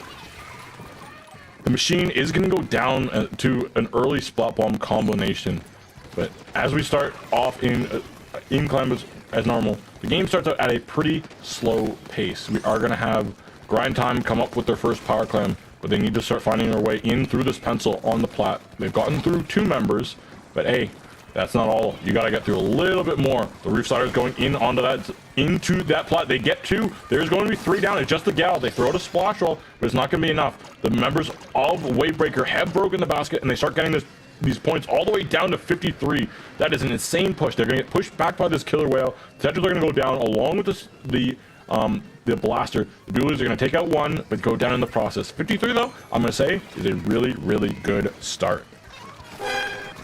Hey yo, OBT! Oopsie, I forgot my intro sound was on. Hello everybody! Hey, don't worry, mine's bong bong. But yeah, anyway, we are in the middle of the game right now, OBT. We've got Wavebreaker up in this game number 1. The crab is gonna get pressured out by the Slosher. Can they go down? They are gonna get directed, and the Slosher can get another direct before getting taken out here by that custom blaster. Yeah, that custom blaster wisely retreating back here. You're gonna say, I'm out of there, bro. Get me out of here. We're 3 down. Kind of just like more of a neutral situation, although you see a lot of clams. Mark that, formerly a lot of clams on the side of its grind +1 for SOS. What a name, Genie. I know, I love it. Oh, VT, I've never commentated with you, but I love your voice. I've always loved that lands, and it's something else, bro. Yes, but that's okay, Genie. I'm so excited to be here, but it is so weird. It's in the middle of the match. Just these specials coming out, bro, on the side of the purple team. But man, they just cannot seem to get man advantage to get this push going. You see the splashdown come out. Still nothing really for it. You're gonna see 1 go down. Nice Zuka coming out. As you see, kind of more of a stylely fine mid still. Yep. This is going to be a good opening of the basket. Can they get through the Slosher? They're opting to get the splat, but they're gonna definitely go down to, was it the pencil or the shot? Either or, they are going to drop that power climb onto the ground. The blaster's going to try to make their way in. They are going to go down as well. And now the Tetras doing what they do best. Stall and yes, they are able to take out 1 and get off with their life. Interesting from G gonna opt to grab the power clam there, even though there's not necessarily a big push happen. They did get 3 down, but alas, they're still on their side of the map, and the purple team is ready. They're back with another power clam, trying to make this push. You know, from the score and the time limit, it really seems like it's all been all about Wavebreaker here. As I say that, 2 of the members go down. You're seeing it's grind time +1 for SOS. Finally starting to move up here. See if they can make a push on their own. Yeah, I gotta watch out because that crab is definitely gonna be able to find that 1 power. Good job. They're going to try and pressure them their way out on the other 2, but they can't. They're going to get taken out by this gal. The gal stuck in a desperate spot. They're going to be able to get 1. Luckily, they do get 1 because they were definitely going down there. Yeah, I mean, that was honestly really good gal play, just kind of hiding behind the wall and saying, I'm going down, I'm taking 1 with you. And again, man, this is the weirdest match ever because I feel like both teams have had resources to get onto their plat and open their basket, but I just have not seen much action here in the last minute or so, Gene. No, all the action came when you were gone, and I want to say that probably the first 45. We had a good solid opening from Wavebreaker, and they really just blew it open. But luckily, it's grind time. They've been able to find their footing. Unfortunately, their footing hasn't been enough to get a good push off. Yeah, you do need more than just your footing here, unfortunately, in Great White Bracket to kind of get a push going here. And man, it's just been so many back and forth trades. But again, if I'm on the side of Wavebreaker, I'm like, that's cool, bro. I mean, look, I am technically in the lead, not the best lead in the whole universe. But I mean, hey, you got to come to us. And as I say that, you see the Zuka coming out. I still feel like we were so close to getting man advantage. But alas, here we are. The machine's alone in mid trying to fight with that power clam. Yeah, and again, they're going to lose their pencil. They're gonna get 1 spot with the bomb on the exit. Can they get more with the Zuka? Unfortunately, we have the X-ray vision, but they don't. They aren't able to find those last members. And OBT, 2 power climbs and some is gonna be a lead change. So the lead from Wavebreaker, I'm pretty comfortable with it. If I'm them going into OT here. Unfortunately, you lose your dualies, but at least a pencil trade. We're going to hope that there's no commentary curse or commentary blessing, as Genie just said that. I have seen so many matches, God, that sucks. So many matches where, you know, you're like, I'm good, and then suddenly the other team's got a billion clams they like you, and then they open the basket, and then bada bing, bada boom, we're done. But hey, we're going to the last 5 seconds here. You see this machine trying to survive this gauntlet of bombs being thrown out by Wavebreaker. Overtime started, but unless it's going to be 3 down, I don't think they're going to get it, Genie. That's it. That's a wipeout, yeah.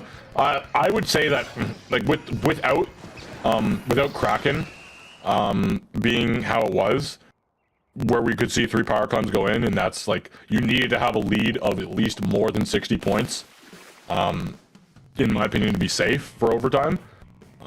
With the change of that, I just don't see teams racking up that many clams as much as they did, like they used to. And also with how they spawn in 3 opposed to spawning in 4, in Splatoon 3, you don't see those late OT clutch pushes, because you always lose your first member due to scoring the first power. So you only have 3 members left usually. Yeah, man, I just feel like it's so disheartening when you got to have an overtime push, and the moment overtime starts, someone goes down. Like you said, man, you pretty much have to burn a person to even get the basket open on most matches. So it's just so hard, though. I do like the new clans rule, though, man. 4 to 3 is good. You know, the amount of clans for a power clan good, but it does kind of result in there. But hey, we are going to Splat Zones on Mahi Mahi Resort. Tell me about it, G. Pause. This is not the right map. We're going to just kidding. Rainmaker Undertow Spillway. You know, it's been quite the day here at Swimmer Sink, but hey, man, I guess we're going to, again, like Gene said, Rainmaker Undertow Classic, Hood Classic, honestly, some could say. Hood Classic. Hey, yo.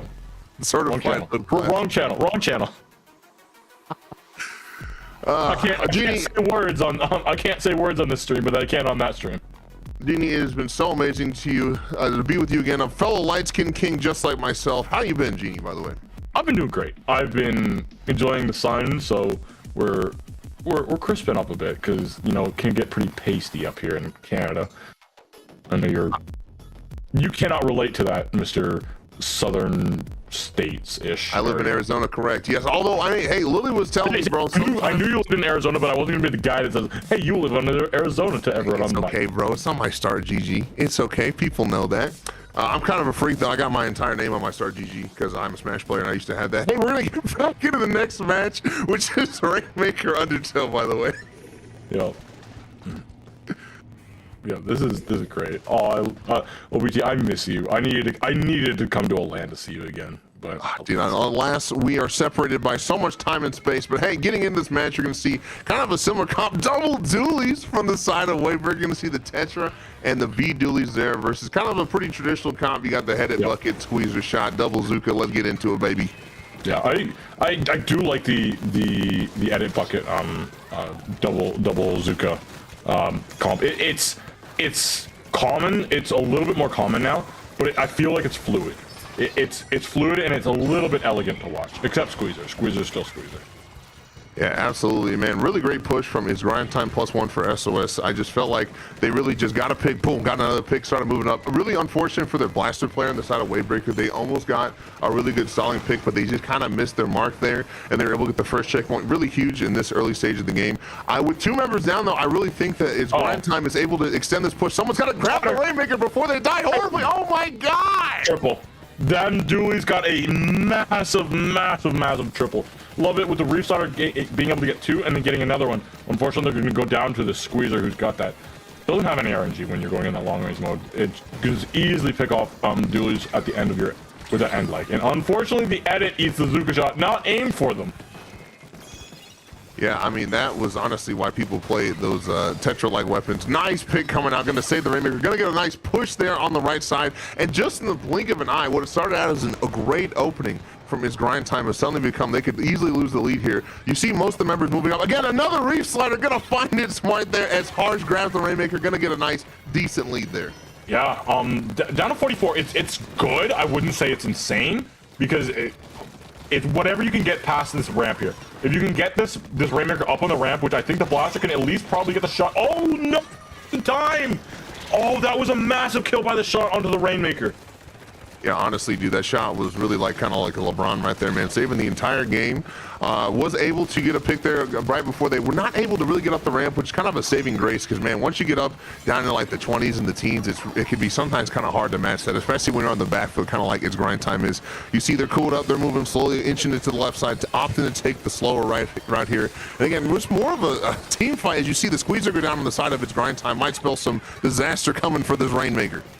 Yeah, way bigger. They're trying to lob that green ink like the Celtics were lobbing all those shots into the buckets, or into the basket for a national championship because you know, LeBron cooked, washed.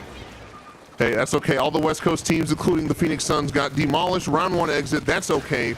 You know, at least we didn't choke. I was just kidding. The Phoenix. At least you made also choked in the finals. Unfortunately, just like that player gonna die in the corner there. At least you guys made the playoffs. Raptors they're cooked, bro. Hey, that's okay. We had one good year with the Raptors. That's all we need. Now he's gonna shut down, saying your weapon and special are bad. I play the squeezer. Get dunked on. Squeezer players have a bad weapon. Impossible challenge. I mean, that's really what it'd be like, though, especially if you could just laser people. Kool-Aid's going to pop Zook. You're going to see if they can find their mark here. Not going to find anything, but that's okay because they are going to, looking like they're going to fake a right, going to go left here as you start to see its grind time move up to maybe potentially in the lead. Nice strikes coming out. There is one on the Rainmaker. They find that one shot here, and that's going to stall it out pretty well here as you see the blaster. And the regular duel is jumping into this 2v1 fight here. Yeah, they're going to be able to jump out here, which is going to be good. I'm going to see how close we're to specials. They're not close enough to strikes for my liking, but they are going to just run this through and get the lead. The Blaster's able to slow down this push, and I think they've effectively stopped it because that's everybody. That's a wipeout. But 22, I don't know about you, but Miss Swift. They are indeed feeling 22 there, and in my head I was like, they need to grab that Rainmaker right now and just go. There's no one around it. The Julies jumped out for some reason and lived. I don't know how that happened, but hey, finally, it's grind time going to be up in this set. I don't even know if it's best of 3 or best of 5 or what the score is, but that's okay. We're heading to this last minute. Again, going to see another left side Rainmaker push. Now, the hard thing about this is you got to watch for people above, just like where that bomb came from the great side of it. It's going to see if they can drop on the Rainmaker. It's going to be a huge dagger on the side of the purple team, and this should be a wipe, but they don't get the lead. They don't, but the Rainmaker, they can pop this thing. Oh my goodness, the counter wipeout. The respawns are coming in just fast enough in OBT. The Dualies, if they were on the other side of the Rainmaker, they would have been able to get it popped easier and stay alive to have jumps in, but they couldn't. They were forced onto the opposite side and went down to 2 easy bombs. That is like a punch to the gut. You don't want to feel that when you're trying to make an overtime push like that. That was so unfortunate. Like you said, I think if the Dualies were on the other side of the Rainmaker, not just Randy bomb death range, they might have been able to pop there and get the lead. Really, really heartbreaking. You hate to see it in Rainmaker, and I don't know if we're gonna really see an overtime here, as it's pretty much everybody dead and gonna move on to the next game. Yeah, that's gonna be game 2 in OBT. Congratulations, we've made it to game 3. Absolutely. I'm assuming this is losers, right, Genie? There is no losers in SOS. I'm stupid. I forgot how SOS works. It's been a while, everybody, but that's okay. I was stupid. I thought it was play all still. That's okay. It's been a long commentary block for Genie, bro. I'm just tagging in. Yep. I don't know. It's you know, I could do for some ramen. Yo, low key, man. Ramen is like hit or miss. I love ramen, but sometimes I'm still kind of hungry after that, low key. But that's just because I'm a big boy American, and I know ramen's not meant for me. But hey, we are gonna go to Splat Zones ramen. Man, I hate when it's at least luckily no, it's not like a best of 5. I hate when they're like down 0-2. And the next game is a zones game because I'm like, okay, if we get really staggered, bro, this could be really bad for us. But hey, I mean, it's kind of, I felt like that was a pretty dominant game for its grind time for some of that, but definitely better than the first game. So if I'm a Wavebreaker, I'm like, oh man, I'm kind of sweating, bro. And also really upset because we could have just taken that 2-0. So I don't know if this can be a case of they really needed to take it in that game. Well, we've only gotten 2-0s today, bro, on stream. I would believe that. We've gotten like 2-0s, and all the zones games have always just been stomps. So it's nice to be able to go to a game 3. And back to basketball, bro, just like the NBA Finals, man. Every game is stomp. Even the one game, the Mavericks won somehow. But in my head, I was like, dude, they are going to lose that next game. There's no way they have it in them to do a reverse sweep. And I was correct. This is not a reverse sweep, though. Luckily, it's 1-1, like you said, our first game 3 of the day, it sounds like. Good Lord. Yeah, maybe if the Oilers can come back and force a game 7 for Monday, we'll see. Dude, I think it's crazy that they were down by 3 games and won by 7 goals, but we're not talking about hockey. We're talking about the mode Splat Zones maintain the zone control. I love hockey. I'm cheering. I don't know. I'm cheering for Florida. You heard it here first. The Canadian guy is cheering for Florida. I'm a Vancouver fan, so the Oilers can go absolutely dumpster themselves. But you know what? I love you, Connor. Connor, dude. Hey, not seeing much of a comp change except for the head being like, I'll play the other really good weapon being the pencil. So, and the other team being like, hey, Dawn, news, sleepy. Hey, the other team playing with this more spicy comp, as you see Spritzu here trying to take the fight against the Buck. You're going to go down. I guarantee you this blaster going down. They're out of ink. You hate to see it from the overhead, as it is just two members of Wavebreak alive, kind of separated from each other. You do see a nice pick coming out from Treese on the junior member jumping in, but I mean, I just do not feel like they're in a super amazing position to recap, except for, and they missed the zone with the Reef Slider. Doesn't matter, though. Going to get that zone control. Did they? Oh my goodness! A spectator cam just played with my mind. They just rolled off the map and somehow lived. But spectator cam does. You know, we all know spectator cam. It is literally just a magician. Hey, at least it's not Clambless, you know what I mean? Again, man, this has been super weird to see all these fights on the low left, especially with these dualies players. I feel like it's kind of better for like the attacking team where Spritzu is. I feel like it's worse, and that guy agrees with me, gonna jump out of there. And again, now Spritzu's kind of just in a weird position with the other dualies. This has just been kind of like a really, really like obscure fight happening on this left side. As you see, finally Spritzu, we're gonna wisely back up, pop that crab. Really good amount of people in this choke point here. Gonna see if they can do anything, but they do need to cap the zone as the other team's almost out of penalty here. It's like fighting in Eustace and Piranha Pit. It's like the greatest wars happen down there, but why are you fighting for it? Space down there? Oh, Genie just reminded me of the dark times. I do miss Piranha Pit, though. Really banger stage. Nice lead change coming from the side of Wavebreaker, and it looks like they're going to be able to kind of set up shop here, as it's just Kool-Aid's down here on this low left side, going to be taken down, and now they can put all their attention looking forward into the choke point. Oh, wait, dude, this is the first lead change we've had in the Zones game on stream today. Dude, I don't know. This has been a crazy day. That sounds ridiculous that there's not been a lead change at all. No, in zones. There's been lead changes in the other ones, not in zones. Well, hey, you know, we're looking to, I think, our SOS grind or whatever is trying to make their nice lead change here. It's just going to be Trees trying to do some fancy footwork. Going to be taken out there, and now they are out of penalty, kind of showing the downside of when you have a nice lead, but not necessarily a huge penalty on the team, because I think if they can keep themselves alive here, there should be another lead change. Going to be breaking records here. It is just the junior alive. Trixie's hunting. They smell blood in the water. Can they find them? They do find them, immediately taken out by that blaster, as we're getting down into 30s here, Gene. Yeah, the blaster with that haunt, you're gonna have actually put a respawn punisher effect on, so that shot's gonna lose a lot more of their Zuka charge than they are hoping, because they had a full meter. And here goes that Reef Slider. They're gonna go in, and we know that that's gonna cap that zone. Big spots coming through, and a wipeout. The pencil is gonna go down. I don't believe there was a cooler on board, so that's gonna be slow respawns for grind time. So someone that plays with the Tetra a lot that has Reef Slider, you normally, it depends on how much special like power they're running, but normally they still need their teammates to paint the far sides of the zone, like the higher elevations. So if you're ever thinking about out there running a Reef Slider weapon, it is fun for zones, but you do need help on certain maps, and it's definitely one of them. You don't need much help though for the strikes, as it's not going to actually cap the zone. It's just the Zuki here. They're able to maintain control, counting down. They're really close to the lead here. No penalty on the board. It's going to be a scrappy fight to see who can get the lead here in the last minute and 50. They're going to be trying to paint us so heavily. Here comes the Reef Slider. That's going to almost guarantee, but they don't use it on the zone, so there's the door has been open. That's 3 gone, OBT. That was a big mistake, in my opinion. Yeah, that was honestly, you know, it's a 50-50, man. Are you going to use it to cap the zone? Are you going to use it offensively? They did it off for offensively. Now, it's unfortunate. I'm guaranteed they're like, yo, where'd everybody go? Why is everybody dead? But hey, you know, 3 points, we can make that up. But you do have to get in the zone, and it's not going to be easy when you go down to Zuka. They're almost finding another for Trixie. As again, man, we are just getting really dangerously close to getting out of penalty here in the last minute. All right, I'm ready for another hog slider. It's going to come in. I'm going to expect probably a splashdown to follow it up with it. No, the splashdown is going to go in early. And now the Reef Slider's in. It's going to go out, get one splat. Their teammates need to, as you said, they need to help them paint it up a little bit. They are able to. And a wipeout. OBT. The respawns in are fast, though, so they are going to have, I think, 2 fights here. I'd like to say 2 fights before lead change. Yeah, kind of showcasing the fact that sometimes those looking like zone capping specials definitely need the help. That you saw the splashdown come out, didn't? I don't even think it really like even altered the zone there. Man, it is going to be 2 down there. You see members desperately jumping in here as they know the lead change is going to be imminent. It is just the pencil here. I don't know if there's enough time for them to compose themselves to get another push going. It is just all these people. They have specials online, bubble and crap. I do not see it in their future, Genie. No, Wavebreaker, they're going to be able to get this one, and they're going to close out this series. They dropped game 2, but they bounce back in game 3 to move on to round number 3. Hey, great stuff then. That was a really back and forth match. And I know commentators like to throw that around like willy-nilly, but that really was a back and forth match, man. Oh my gosh. Yeah. We finally had a zones game where we had lead changes, and we had multiple lead changes in it. And then we also had our first 3-set set.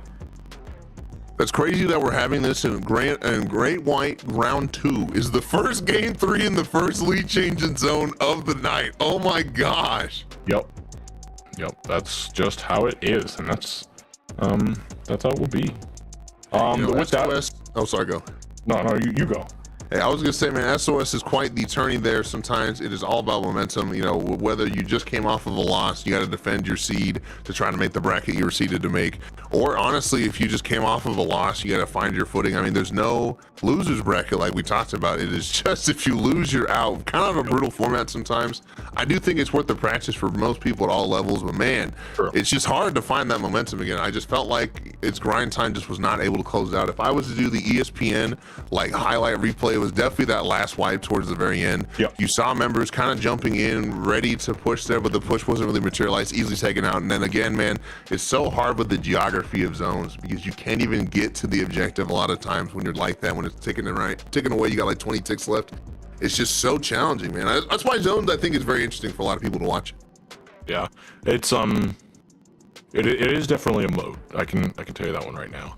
But with that, OBT, we got to take a little bit of a break to set up our next round of matchups. Don't go anywhere, anyone. Don't go anywhere. Oh my gosh, it's been a long day. Great action coming right up.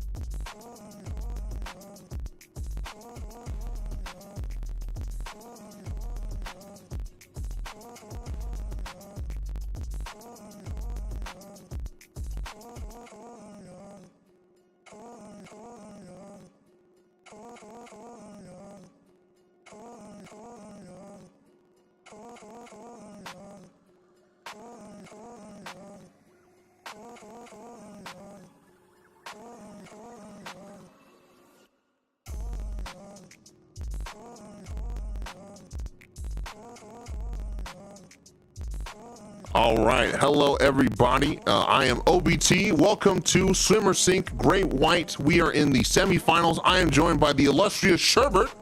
Hello, hello, I'm back, y'all. I know, after the commentary, interesting we have, it is me and Sherbert on the comms. Genie had to go to bed. Shout out, by the way, to Genie7. They are a legendary member, veteran commentator. Go follow them at Genie7. I wish I knew what their socials were off the top of my head. But we have in front of us, Harshi has a beautiful smiley face versus Denny regulars. Nice to see some somewhat original pickup names, man. I was around during the pickup era where people would just enter as pickup and then they banned that word. So it's nice to see some somewhat originality from these people. It's funny you say that because there was a team earlier. They got around it by calling themselves SOS pickup number, some long number I'm not going to repeat. So, you know, I'm right with you on that. I also love seeing a shout out to Denny's when we're living in a Waffle House meta. Dang, I used to go to Denny's, but that's okay. I don't really go to those restaurants anymore because I have money. Anyway, nice to see some regulars there, man. I know it just disappeared, but we have people like Harshi, that kid. Thank you for bringing it back. Your amazing productions. Cap, Riku versus people like Hermit, Kuvia, Typho, Gray, and Vod. So again, people that are no strangers to being top finishers here for SOS, gonna be duking it out on Manta Maria TC. And I am sure we're getting ready for some great and amazing games because Tower Control and Manta, you know, that one tends to snowball, someone will take it, but ship-shaped zones, I'm ready for a war. Get your war paint on. You know, it's nice, I will admit, to see the map pool kind of stabilize now that we're getting towards the whatever part of the game we're at. Because I remember before it'd be like, bro, I guess we're playing on this map, bro, that's crazy. But these are all pretty standard picks, especially ending on game 5 CC Mako. That's a pretty certified hood classic there. But yeah, man, I feel like it'll be really interesting because you're right, TC Manta does have a tendency to snowball. I think it's the way the map is kind of set up, but we're gonna get right into it. Here we go. Pencil, we got a red clash. Hey, okay, so for those of you playing at home, you want to be like, why is there a red Clash Blaster in this lobby? But y'all, I want you to know, bro, I think that's that kid. Their Clash Blaster is no joke. They really do play that weapon in TC. I've gone against it, bro. They're beating me up. So, again, I'm kind of more of a somewhat standard comp. You're seeing the 96 Deco Splash Brush coming out from the side of Denny's regulars there. So, yeah, quite of a quirky comp off, but that's what happens when you do pickups, everybody. So, I mean, honestly, I'm happy to see it. I like seeing some varieties in the weapon instead of the same thing over and over again. And I am scared of a good Clash player. They will end your day real quick. Oh, there's a Clash. No, dude, there's a Clash. You know, I'm glad the stream camera's on it and the first two picks were from the Clash Blaster because there's a huge difference of person that plays Clash Blaster and person that is really good that happens to be playing Clash Blaster right now. I'm telling you, man, it's the low tier mindset. There's somebody good that knows how to pilot that weapon really well. It just goes from being like a ha-ha funny pick to kind of disaster. And again, going to be pretty much an uncontested checkpoint here for Harshi is a beautiful smile. You're seeing members kind of go for their funk here. Going to get immediately taken out. You're seeing again more of the Clash Blaster also taken out. And there should be time for Denny's regulars to start moving up, get some more picks. Nice stuff to Typho, get a double there. Typho's all the way up in street trying to push Who's Jelly and seeing if they can get them out. And they go down because who? The Clash Blaster. But there is a crab covering street. But I think that Denny's regulars are going to be able to get this checkpoint because there's already 2 down on Harshi has a beautiful smile. Hey, you know, that was the mark of someone that plays a lot of crab, man. You do not see a lot of, you don't see as many splash players nowadays, but man, Gray getting that nice pick on the wall was really huge there. And again, it's showing the prowess of both these teams. That's going to be pretty much almost stop there. You see Kuvia think about getting the tower, and then the suction bomb takes out 2 of the members. This should be a nice, easy start to a push there for Harshi. Has a beautiful, beautiful smile. Right, like I take back what I said earlier. So far, this match is reasonably back and forth. One takes the lead, the other takes the lead. And let's see now that they're coolered up. I think Harshi has a beautiful smile. Is going to be able to push in even harder and maybe secure lead back again. But as soon as I say it, Denny's regular show. I mean, if they're regulars at Denny's, we all know they have an iron will and an iron stomach. So they're proving that here today. Yeah, I know you're going to see Herman on that signature weapon that they played, the brush. They're going to be causing a lot of havoc. You saw them kind of just roll up to the tower with whales, and man, that is so hard to deal with as the defender on the other side of that. They do get taken out by A here on the, not going to find another nice pick on the sword. But yeah, man, that is kind of a deadly and dangerous combo. I see a lot of that from Crack and Mirror. Also, I watch the streams a lot. Shout out to them. They're also streaming. I don't know how Sendo picked it up, but man, a wipeout on the side of Harshi is a beautiful smile. There should be big points on the board for Denny's regulars. I should, because no, that last Zuka, there's always a Zuka. You think you're fine, you're having a good day, sitting on the tower, minding your business, but it's from the top rope, it's a Zuka. On the top rope, indeed, as you see Gray kind of sitting on this wall. Not going to find a pick there, but they do add a lot of splash damage, kind of deterring them. You're going to see them do the funny wall trick. They do get it first try. Good stuff to them. And now you got to see them. Where is everybody? They're unfortunately all down here. You saw that one member kind of solo push the tower, as it's just that kid alone trying to find the pick with the clash. Not going to find it. Special's coming out, and I do not know if Harshi has the resources to stop this push now. I don't think they do, but they do manage to find the pick, but Jelly is very weak here, and not that, oh, the back, the fourth, they managed to touch it, but Typho's ready to go, gonna touch it, but the clash goes down, and that's it. Game 1 goes to Denny's regulars. Shout out to the double S's on Denny's regulars there. Yeah, I just felt like it was kind of a hard thing. Of like, I saw it for a brief second. There were 2 down on the side of Denny's regulars, and they were like, what do I focus next for the side of Harshi? Man, it was like, do I go for the tower? Do I go for the crab? And unfortunately, the blue team was able to kind of get some members on the tower there to push it. And it's so hard. I feel like once you get below 5, if you don't immediately stop that tower, if they just look at the tower, it goes to knockout there. So kind of a hard situation, showing how fast-paced the game is. But man, I have been there. It sucks, but we are going to game number 2 here on Splat Zone's Ship Shake Cargo. I heard last time you guys managed to have a zone game where the lead actually changed hands, and I'm hoping to see that again, because that was a miracle. All night, I think that is knockout.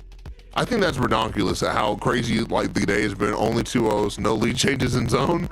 But hey, I mean, we are in Great White. This is the top end of the bracket for the top end of the competitors. So hopefully we're able to see a back and forth zones match. But it's just so hard. I feel like having 2 really snowball heavy maps right in a row, because ship shape, it's not as bad as ship shape tower, but still ship shape zones, just being any of those maps where it's really far away from the zones, like I was talking about last set, it's just so hard sometimes to even like have your push set up, and even if you wipe, you sometimes just can't get to it before it ticks down to 0. I don't know how much of that we'll see, because both these teams are a pickup, but I am betting that they'll probably be a little back and forth. I agree. Because I'm especially see, now I'm focused on that Clash Blaster, because that was some beautiful play. And Ship Shape is a map made for them, because the edge guarding that is capable on this is insane. I'm hoping to take advantage of it. I think in the words of Bronze, their former teammate, they kind of just play whatever they want, and everyone just is like, yeah, that's fine. So I don't know if we're going to see the clash again or not. Well, we'll see what they're pulling out here. And yeah, they're like, yeah, that was dumb. Let's go double shot. Pencil. So they're going for the Zuka. Got it. Yeah, man. Oh, especially interesting Ninja Squid. You don't see too many shot players in Ninja Squid. I know Pepe from Triggerfish Zones, that's kind of their go-to build. You're going to see kind of an aggressive start from the sword. There's not really anyone around them. And you see the pencil on the side of Harshi going to be paying for that cooler. Ray going to pop the early crab. I'm going to push them farther back to this early zone cap here, as it's kind of going Denny's regular's favor. As I say that, one of the members goes down here. And the zone switches hands almost immediately. What a commentator.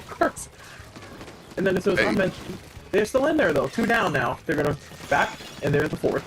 I mean, technically that was a zone lead change, so good stuff to them. Oh, I think that's what a double from the Zuka here. Gonna force one of the members to back up. Really crazy jump when they thought they could live there, as it is now just the brush player alone on that top left, as the members are desperately looking for Typho's behind them in their base. I didn't even see that. That's crazy. Is that not their spawn? Are we looking at it from the other angle? I think we are. Oopsie, my bad. Got me for a second. I was like, oh, that would be from the top. That would be an absolute menace play. But here we have the Stamper with the zip cast, not finding anybody. But hopefully once they come back in, oh, Harshi has a beautiful smile. Has managed to get managed to control the zone here as Typhoon holds onto the wing. Yeah, Typhoon really in kind of like the backliner position here, just kind of holding down, anchoring down this top left here.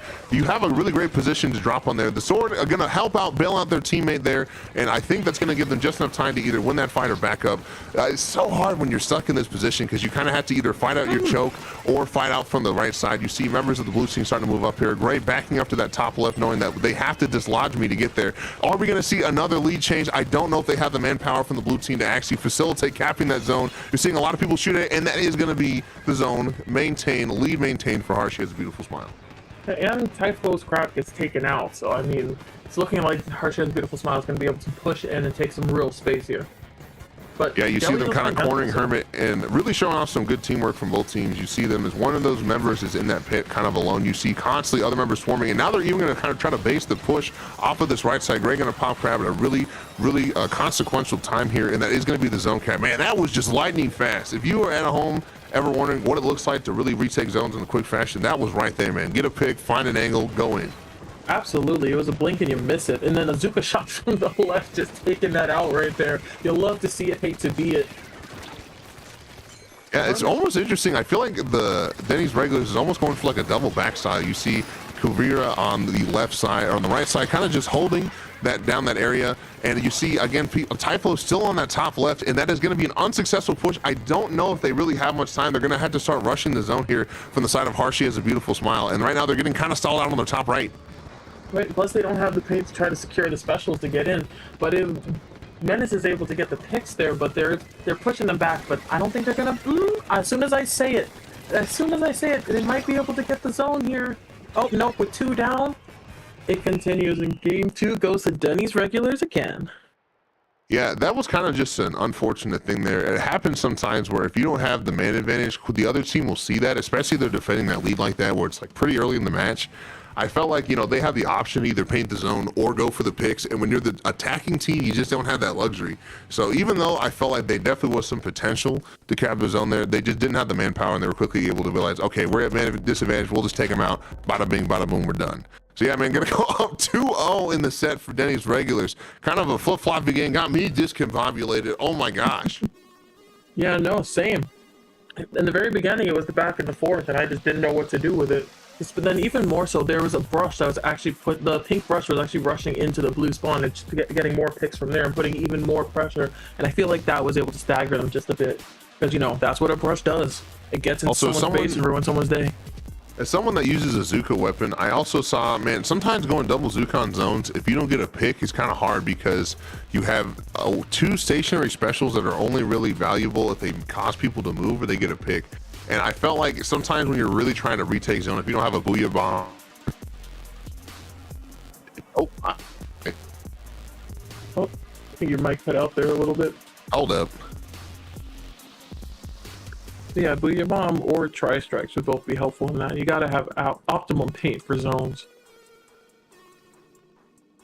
All right, hopefully I'm back from the dead, everyone. Hello. Sorry about that. This has been just a crazy, so as from the technical side, apologies, everybody. Hey, we're getting into game number 3, man. Are we going to see a Denny's sweep here, or is it going to be Harshi taking a game right now? I mean, I want to see these players play some more, so I'm hoping Harshi gets on in there and manages to move the Rainmaker, especially now that the changes to this map means you can just drop directly onto the podium without having to, you know, swim up the side at all. So yeah, you're going to see kind of like a more like Stolly opening. Not everyone's kind of waiting. They see the cooler come out. I should see the crab probably right after this. Gray's going to go top mid. Instantly crab. There it is. A lot of chip damage coming out. You're going to see one of them wisely pick up the Rainmaker there just to stall it, knowing they had lost that team fight. I don't think it's going to matter, though, because they're in such a good position. They should just be able to dunk it. Showing off that weird Rainmaker spinner in the update. Shout out to the update right there. But that's going to be a really easy first check there. Even with that stall from the player, I just felt like it was too little too late. And honestly, just kind of prolonged the stagger that Denny's regulars has been causing, right, for so much of the map on our match on Harshi's. 100%, especially as Hermit's getting in there once again, wreaking more mayhem. If Sakuro goes down here, it's gonna look real rough for Harshi. It's a beautiful smile, but they managed to get the Rainmaker, so I mean, that counts. With 2 down, they might be able to retake it here. Yeah, and I'm kind of just showing their composure there, saying, look, I know we're down 0-2, and we just lost the team fight and the kind of the second fight also, but we still got the resources, we still got the knowledge. We're going to keep it calm there, shut down that push. Really good stuff to Harshi. Again, taking advantage of that new Rainmaker arm, or spinner arm, to kind of get the pick there, get the height advantage. Very slight, subtle adjustment. As you see 2 members on the side of Denny's kind of weak, fighting in this corner. They are going to get the pick. Hermit's going to find their way, thread the needle. Almost got another one, but gets taken out in that 2v1. Yeah, I mean, at least they managed to get the Rainmaker back to mid, whether it's, I didn't see whether it was reset or somebody brought it back. As you could help them keep pressure on the plat, but here's Menace just trying to poke, find some room. With the coolers, they're going to be able to go in a little more head empty and get a little more violent in there. Wow, that was a beautiful shot, arcing it like Tom Brady. Oh my gosh, right over that head, gonna get the instant kill on the crab user. Kind of hard to do sometimes with how I'm gonna say gambly the special is, but it's so unfortunate. I feel like every single time Harshi gets any kind of momentum, one of them goes down or the crab comes out and it instantly shuts down that push. Really great stuff. Great kind of showing that, man, I have played this splash. I know with the crab matchup really well, and that's exactly how I feel going up against good crabs, man. They just know where they can poke you from a really safe distance, and Gray doing a really great job. I mean, honestly, kind of stopped that entire push of the momentum right there. Right, absolutely. And now they're still trying to get the same momentum going that they had before, but they don't even have the first checkpoint yet, and we're halfway through the match. You can see, man, I feel like Harshi is just a little bit shaken up. I feel like there were a couple instances that they would have just ran the Rainmaker. They would have been able to dunk right there, but I feel like I see a lot of hesitation from them because they know that they can't lose this game to stay in the set. And I feel like it's so hard sometimes, the mental game, to play dangerously, trying to take those risks. Finally, enough members go down. Dat Kid feels safe enough. They are going to get the Rainmaker dunk. Really big momentum on the side of Harshi's right there. I feel like it would have been really bad if they didn't get that. You see Gray kind of trying to do that awkward height defense right there. They are going to get another crab. What is this person running that they're getting all of these crabs from? So many crabs. It's like we're at a beach. For real? On God. Yeah, I just, gosh, I mean, seriously, they got to run a bunch of special charges. Somebody check their build after the match is over. Oh my good golly. You see Jelly kind of just defending here. Now, it was good for them that they got the checkpoint, but they still didn't get the lead. They only have 90 seconds left here to try to save their tournament run here, or are they headed off to the 4th place match? I think they have a good chance because Denny's regular, when they came in, didn't get too far past the checkpoint itself. It's only a 6-point difference. In Rainmaker, that's just a matter of swimming for a second or two. So I think they have a chance, especially since they have the Rainmaker, as long as they don't go down here. And he managed to find the pick on Kupia. Jelly can pull this together and back 2 of them. See, Rainmaker, best backline weapon. And with this, they're able to secure the lead. Yeah, Harshi did a really good job on that Rainmaker push of saying that I'm going to fake this great push. And unfortunately, that kid going to get spotted taken out. But they faked that great push, and they're like, oh, just kidding, I'm going to squid roll, go right. So they got the lead, just like you said. Not a huge, super strong lead to begin with from Denny's regular. They do have the Rainmaker, and they're kind of at that awkward point of, like, I don't know if there's enough time if they go down here to repop and get the push going. So they might just have to kind of hold on to this until the end, or until at least they get lead. You see Kuvia just kind of holding the best weapon in the game, the Rainmaker. You don't need to refill the ink. Kind of using strikes to solid here, but I just do not know if it's enough. They need to get the pick on the Rainmaker, and they do. They find it. Oh, and 3 are down on the side of the Denny regulars. It looks like we're going to be able to keep Harshi's beautiful smile in here for another run. Because, look, I mean, 18 seconds left. Denny's regular would either have to get a pick on them and pick up the Rainmaker quickly enough, or just accept and send it to game 4. Because even then, you know, they're still up 2-0. Hey, I just want to shout out, I didn't even know you could get on this wall, and this is crazy because look where the Rainmaker is now. Even if they pop it, they have to do the exact same thing, squid surge and go grab it. That's evil. I don't know who thought of that or found that, but that is crazy, bro. And they get it up there anyway. Denny's regular said, I've seen that trick before, bro. Don't you worry. Gray gonna pick up the Rainmaker, and they get taken out by the pencil. Very anticlimactic game finish there. That wall is such a, like, I fought it in solo queue a couple of times, because once it gets stalled there, I mean, there's not much you can do if you don't know what to do. But all these players are very good. They obviously knew what to do. You know, I'm not gonna lie, bro. That is what in the FGC we call a knowledge matchup check, and they're like, yeah, I know that one. You just go up there, bro. Easy claps. I got it. Not enough, unfortunately. That was really good, though. I'm serious. I was like, there's no way they're gonna get that Rainmaker down, and they did. So it's kind of showcasing, yeah, I deserve to be here. I'm up 2-1 in this set. So hopefully that was not the game to win it. I don't think it was. It's kind of just honestly a lot of unfortunate stuff there. But hey, we're gonna be heading into our next game on Clam Blitz Crab Leg Capital. A lot of C words in that title. Oh yeah, no, that is a tongue twister that I'm glad you said so I don't have to say it. Because Clam Blitz Crab Leg Capital, it's a lot of B's and P's and C's, and even it kind of the way it doesn't roll off the tongue is how I notice gameplay goes on this as well. Because as I mentioned earlier, it's very stalematey. Not as necessarily as bad as some of the other maps, but I know what you mean. It's kind of awkward, and it's weird too. It's one of those clans matches where sometimes it can be hard to get to the basket and open it up. But man, if you get wiped and they're able to get like a huge push, they got a lot of clams. It can be really hard sometimes to match that if the other team has good defense. And I feel like, you know, with the way that Gray is playing combined with their backliner, I feel like their defense is gonna be pretty hard to break on that one. So I'm curious to see what Harshi has a beautiful smile is able to kind of retaliate there against Denny's regular. I do think the map might favor them just a little bit more, but hey, we're gonna see it when we get into it. Yeah, I agree with that, because one of the most crucial parts of this map is that upper grates. And if you're able to get control of that, you're more or less able to get into the basket whenever you want. And again, Crab goes burr, as they've proven again and again with their 65th crab for the match. So I know, for real, bro. What is that person running? I want to see their build so bad. Because I'm like, how do they have another crab? It was like they would die, get another crab for defense. But hey, if it ain't broke, don't fix it, says Denny's regular. We're going to keep rolling with what we got. And again, pretty similar comp. They were like, I'm tired of crabs. I'm putting my own one on, say, Toro over there. I mean, you got to have a crab on crab leg. It's kind of like a biblical rule. Oh. Yes, lots of crabs coming out here on Crab Leg Capital, the capital of all crabs, I will admit. 2 members going to go down on the side of Denny's regular here. Typho's like, I guess I'll just take out someone. Don't worry, bro. They get absolutely lasered by the 96, showing what, again, hitting perfect RNG looks like. They just blow up right in front of you.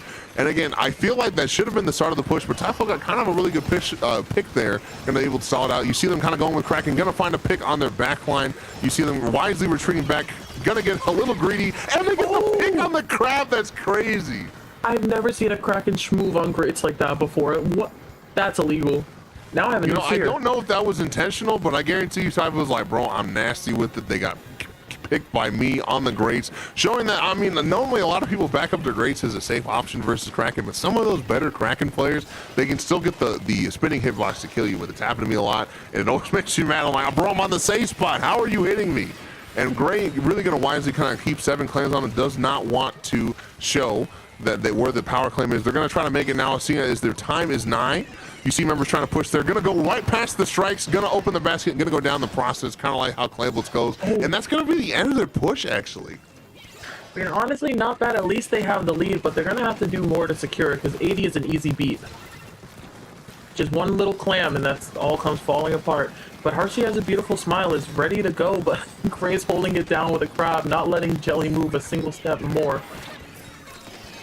I'm not gonna lie, as the set has progressed, my admiration for Gray's crab has gotten so much higher. Like, they really know like how to stall. I mean, think about it. Pencil is one of the longest, if not the longest, ranges in the game, and they were able just to hold him back with one crab. I mean, really good time popping the crab, really good maneuvering and knowing what shots to use to try to keep him at bay. And again, man, even though they have lots of specials, the basket could have been open way earlier if that didn't happen. Members of Harshi's Beautiful Smile got lots of clams rolling up to the club, trying to open them. You're gonna see a double-sided clam push. It is just Kuvia alive to try to stop this. As you see, again, kind of nightmare scenario happening for the side of Denny's regulars. The clam blast gets open. They got lots of clams on deck. We're gonna see a push to 25, 75-point push, and that's gonna be just about the end of it for them. Right, and on top of the Harshi's Beautiful Smile still has their pity clam back in base. So that means if they want to get into the push, they do have it ready to go, especially if Denny's regular is going to break the basket here. That's a free 20 points if they're able to capitalize on it. Hit it? Capitalize? Crab Lake Capital. Anyway. Oh my god, I was so not ready for that joke, but man, Typho was like, dude, they're white. I'm gonna move up to the basket. You see Kuvia. It is just pretty much a 1v1 with the crab there. They do have the basket open, but they do need to get the clams in here. I wonder where's the front liners right now. It is just the support of the back line. Typho threw the clam backward, trying to get someone to catch it. I think that's their pity clam. Not necessarily the best push we ever want to see in the whole world coming out of the side of Denny's regulars. Oh my gosh. And it looks like they accidentally hit their other pity, so then either they're gonna have to hold on to one or just let the other ball expire. Which is honestly fine, because they have enough of a lead here that they don't have to stress it too much as long as their defense is on point. Yeah, man, I just feel like that is just so unfortunate. I mean, obviously, yes, they have their pity clam, but they're also in the lead. So right now, if there's any kind of like opening at all on the side of Harshi's beautiful smile, they're going to be able to go for the jugular here. As you see, Typhlo and Gray going to again wisely pick apart that one defending player there, really showing off the good synergy between the Crab and the 96. You see a lot of shit damage at the mid range for that. And again, the basket's open, but nobody's open. It's just QV. I'm sure the VC's like, I'm dead, QV, you last. I'm like, oh my gosh, well, come on. So again, I see them chipping away at it slowly, but they do need to get a pretty substantial push here going in the last 60 seconds. And plus there's another great Crab over there, so they're going to have to fight through that first. Yeah, and I guarantee you, mark my words, by the time the altercations ended, the Gray will have another Crab for defense. I can just feel it in my bones. So again, nice. Gonna start with the entry sector. Typhlo gonna try to find a pick. I don't think they're gonna find one. Just kidding. OBT, eat my words. I'm the best Kraken player in the whole world. Typhlo finding another pick when it's done too, going for another one. Typhlo found their flow and it's absolutely decimating on the right side there. But is it enough to get their team in? I'm not sure, because people haven't been able to follow up. It seems like they're staggering a bit. Like, not when they're respawning, but they're just not holding positions together in a way that Harshi Has a Beautiful Smile is on this one. Which, honestly, I don't blame them. This is one of my personal worst map modes for this exact reason. Yeah, and you're seeing a lot of the specials come out for Denny's regular, but it is too little too late. You're seeing all the members go down, and it is just Typhlo and Herman alive. They are not going to have access to the power climb, and I think that's going to be no overtime. And wow, Harshi Has a Beautiful Smile, 2 games unanswered in a row. And honestly, that was like pretty dominant from them, I felt like. You know, anytime Denny's regular got a pick, they were just not able to capitalize on it. It is so hard sometimes on a map like this, especially versus a pencil player, to move up, just because that pencil's so oppressive. They can just hold down so much space, so much chip damage, and there's only really one, I'm gonna say, reasonable way to get to the basket on that ramp. So you saw them a lot, man. They would have to funnel in there, get taken out. It was just rinse, wash, repeat. So I felt like they were just not able to get a footing on that map. And honestly, I'm really excited for this next map, because Tower Control Mako Mart, the use of the pencil is just, you know, ridiculous. Everybody knows it. Pencil's everywhere, every time. You can't avoid it anymore. I heard there's a couple of tournaments that have been banning pencil because they got tired of the pencil meta. What a time to be alive. And on Mako Mart, it is excellent sightlines, because where you, back in the day, you used to see an E-Leader, because E-Leader scope has like the max range you can get all the way to the stack. Pencil's going to take in that position, and they've been very good about deciding what area is most important for them to lock down and absolutely locking it up, making sure the other team can't get in. So I'm hoping to see that here, because, you know, TC Mako also gets a little snowbally after you get past the second checkpoint. Yeah, absolutely, man. I felt like if you can't really defend that second checkpoint, it's just so hard to get a push going, or a defense going on the last one, because, you know, it's just so committal wherever you go. And also, shout outs to Game 5. It's nice to see, again, not a 2-0 and a 3-0. We got a Game 3 and a Game 5 right after, showing, again, these are pretty evenly matched teams. So that's what we're here for. Absolutely love Game 5, especially, man, a potential reverse sweep. That's crazy. Man, I've been able to find your momentum on Game 3, keep it going Game 4, and potentially close out Game 5. But man, this is really the difference maker between the good people and the great people. Is how can you win that Game 5 where it really, really, really matters, you know? Right, and especially even more because both these teams are probably fatigued. Because whenever it comes to a tournament that runs this long, not only do you have to play all the way to brackets, but then through brackets, plus any other stress of, because, you know, you're gonna hurt your wrists playing Splatoon a lot of the time. So I'm hoping to see that no one's too tired and able to pull out some amazing plays here. Yep, Pencil's back, surprising 0 people. Yeah, and they said, finally, man, get Typhlo off that 96, they said. Gonna be a comp switch from them. And again, if it ain't broke, don't fix it, man. Harshi Has a Beautiful Smile, gonna be running the same comp we saw from the last game. I feel like it's also just so weird to see double backline and double brush in the same set. I also feel like the brushes have not really been doing these crazy shenanigans they're really known for. And again, the Crab going to come out from Gray, as always. Going to be getting the pick potentially on there. Going to go for the bop, and just long enough for their teammates to come clean it up. Man, Gray is a Crab specialist. This is crazy. Yeah, Gray does not play Splash. They play Crab 100% of the time. Like, this is actually wild. But I want to see what their full build is, because there's no way. This has to be all subs, or at least 5 subs of main special charger and whatnot. There's no way. Yeah, and it's fortunate. I feel like Typhlo and Gray have both had really, really good pop-off moments, but man, I just feel like Denny's regular is never there to capitalize on it. You see them got a really big opening 2 down, and you still see Typhlo pushing up, unfortunately, into a 3v1, but they weren't able to get anything off of there. I mean, you know, Harshi having a beautiful smile, having a hard time also. especially with that kid trying to just kind of take some of that attention off the right side. But again, man, I feel like the KDs from the matches that they were still shown does not equal like the points right now on the side of Denny's regulars. Right, I agree. Because you can get all the picks and assists that you want, but if no one's capitalizing off and paying objective when they need to, then it's not worth very much. And man, everything, including the kitchen sink going at that tower, gonna cost the lives of 2 members of Denny's regulars somehow. As again, Gray is gonna surgically take down that person, going for a double. Can they get the triple? They're wisely backing up. They say, I don't want to mess with Gray's crab. Get me out of here. Bro, how are they a quarter to crab? What is this? What is happening? Like, Gray's just playing Turf War at the same time, like 2 different games. And look at that. 1 point off a crab. There it is. I was like, are we gonna see 2 crabs in the same like spec cam? Oh my god! Oh my god, Gray, find your chill. I mean, most of it, they're throwing every special they have, but the whale didn't seem to have locked onto Gray. You saw it looked like it was gonna, but then didn't, because whale doesn't like listening to people very much. And again, man, I just feel like they're definitely going for the high special output. I feel like I've seen so many whales, so many crabs. But again, they still don't have the lead. It's a 2v2 right now. Typhlo and Kuvi are gonna take out that one player. But again, they can't move up because of the pencil.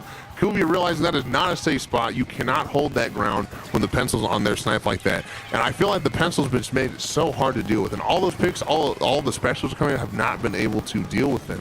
And I know the camera's been on the side of Denny's regulars a lot, but man, I feel like Harshi Has a Beautiful Smile has just been able to kind of just surgically not keep them from advancing.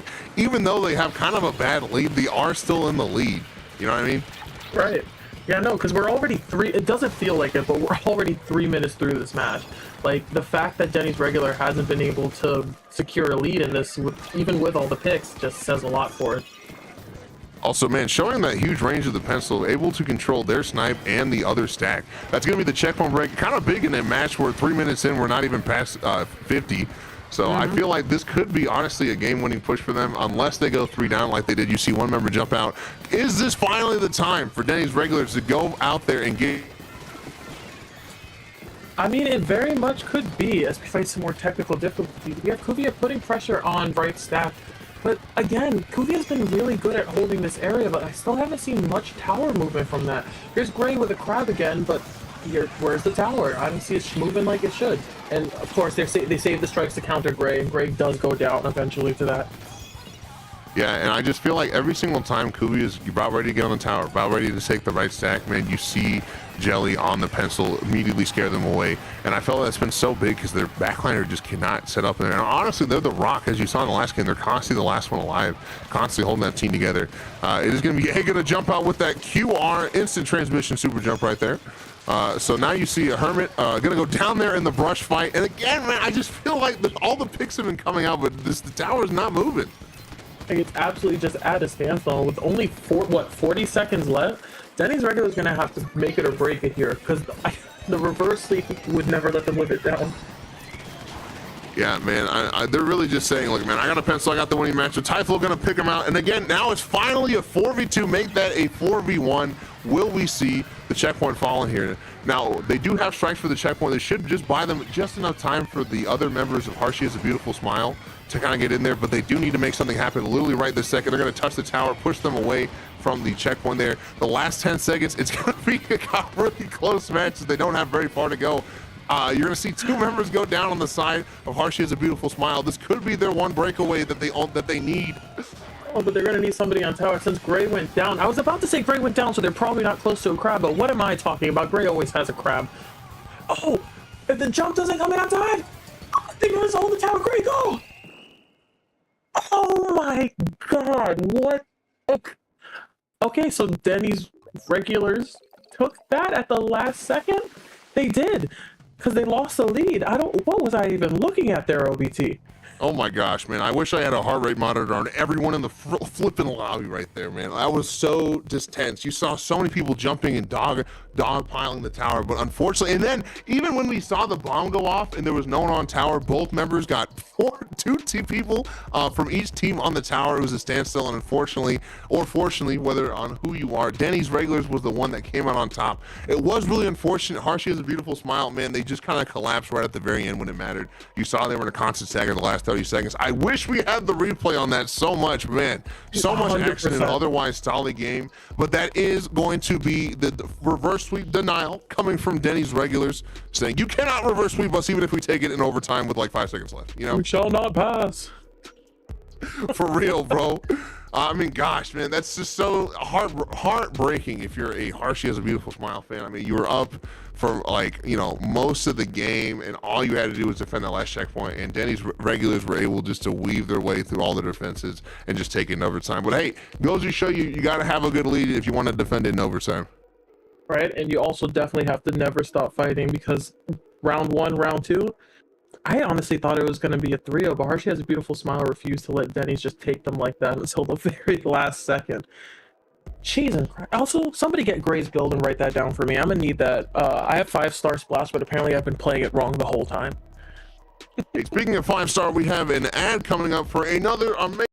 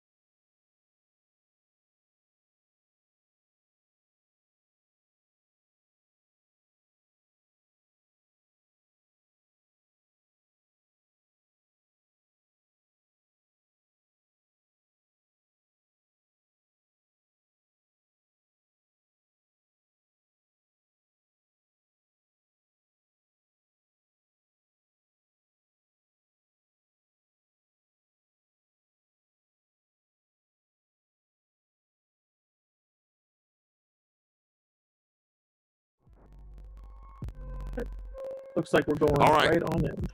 Hey, and it is again, we're going right on into it. It's going to be Denny's regulars who you just saw versus Triggerfish Zone Supremacy. Shout out to when teams were naming their names like that, Intense Supremacy. But again, you know him, you like him, man. It's Kraken Mare, DRF, Mewtwo, Porksmork, and Vapor. Now, noticeably, Pepe was not playing with them. So I'm really curious to see what he's doing. Probably working for Jeff Bezos. He's an Amazon worker. But yeah, man, it's going to be definitely kind of a good match here. I feel like, again, by the way, Triggerfish Zones, Div 3. Don't know how they ended up in there. But they are crazy. But hey, I am not the Ludi Seating Council. I do not know what goes into that. But yeah, I'm super curious to see what they're going to bring. Another, again, what's crazy, y'all, is there's another Brush player. Kraken plays Brush, and recently Undercover Umbrella. So it's going to be them versus Herman, kind of another slobber knocker set here. Yeah, I saw the Undercover Brawler earlier, and it was going burr. The fit was kind of...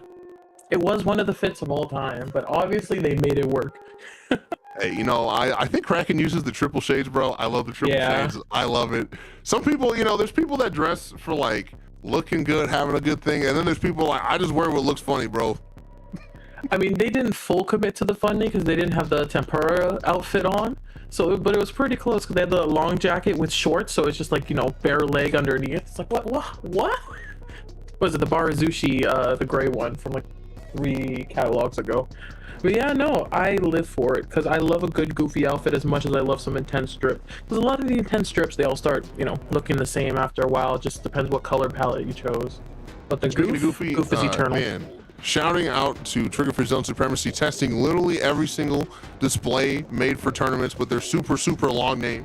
Them and like there's another, I think Div 3 or Div 4 team that's got like a super long like German name. And again, man, it's just so hard. They pushes it to the absolute limit there with what they can show on stream. So again, honestly, I love production. They're really great people. Hey, if you want to get involved, I can almost guarantee you every organization's looking for more people that run stream and do what is it, spec cam. So always a really good play to help them. Again, there's a lot of people that go into these tournaments, not just me and Sherber, like people that talk about the game, but you know, people that are helping with brackets, helping with help desk, and of course, man, the production people, kind of the unsung heroes of all of the streamer stuff there. So we love you guys, and again, always looking for new people. So 100%. There's a position for everybody. If you ever wanted to come in and be like, oh, I love comp Splatoon, I want to be able to help, but I don't want to talk to people. Discord, that's what we have it for. There's a million things to do. There's a million things to get done, and you know, it takes a what's the word? It takes a village to raise a child, and these streams are the children. Yes, and again, we're doing our best to try to get them in the lobby. Man, it kills me coming from the Smash community, man, where like things are like really fast IRL to, gosh, even like the regular weeklies, it takes forever. And what kills me is it takes forever for Lance too. Like it just is so hard sometimes to get people just all in the lobby. And I know Triggerfish zones, man, they try to do their best to hop in there, but it is what it is, bro. So just thanks for hanging out with us and listen to us yap on us. We're trying to get the master set up.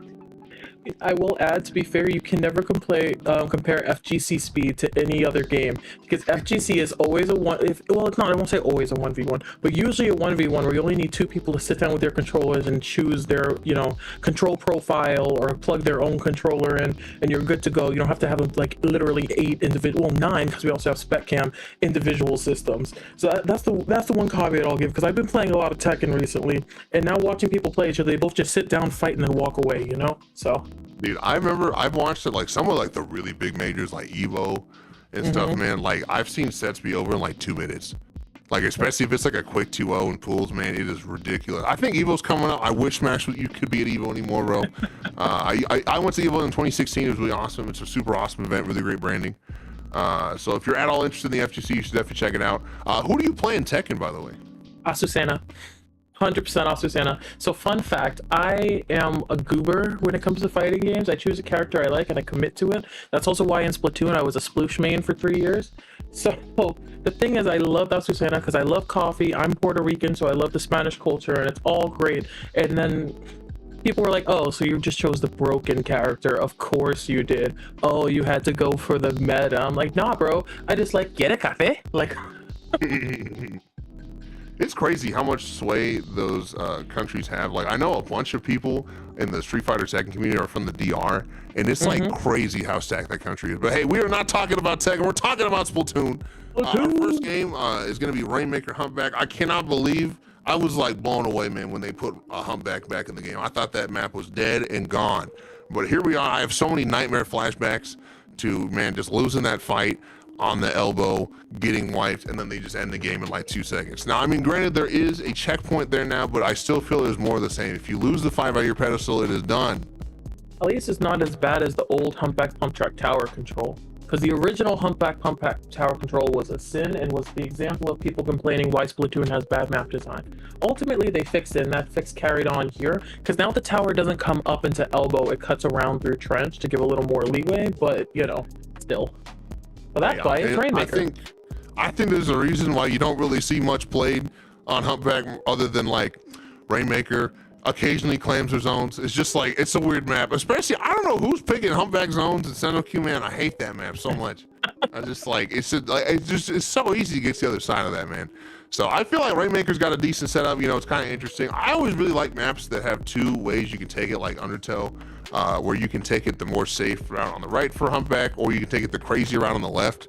And honestly, man, like, especially both these teams are pretty scrappy. I would not be surprised if we saw a left-hand push, but we're gonna finally get into it, y'all. Just kidding, there's a DC. Oh boy, so it goes. You know, okay, we'll continue to yap, because the bright side is this is Splatoon 3, not Splatoon 2. Because Splatoon 2, you'd have to knock out and ride it out. Here, you could just hold every single button and call it a day. I think we just saw the streamer DC this, so this might be a hot second. They're gonna have to reset that lobby. Well, I mean, hey, what would it be without a technical difficulty? Every Splatoon event has a technical difficulty. Yeah, man, it's just so hard, man, with the 8 people. And I'm looking, I pulled up a Kraken stream, and I think everyone left the lobby. So it's going to be another hot second before we get them ready there. But hey, don't you go anywhere. You got our beautiful voices to listen to, y'all. So, man, it's really unfortunate, man. I mean, honestly, I blame no one but Nintendo, because I love that they went, hey, you guys are going to start paying, you know, every year so that we can make servers for you guys, and we still don't have servers. It's P2P. So, like, what happened there? Again, putting on my tinfoil hat, my conspiracy theory is they're gonna somehow make it a part of the next Nintendo console, and they'll be like, oh yeah, that's the reason to upgrade. They finally have servers in the year of our Lord, whatever that is. 2025, 2026, whatever it is. Charger players will finally stop hitting people behind walls and actually shoot people when they intend to. Man, and it's luckily I don't know if any of these people are from like the EU or OCE, but man, it's hard sometimes when you have those really far away people.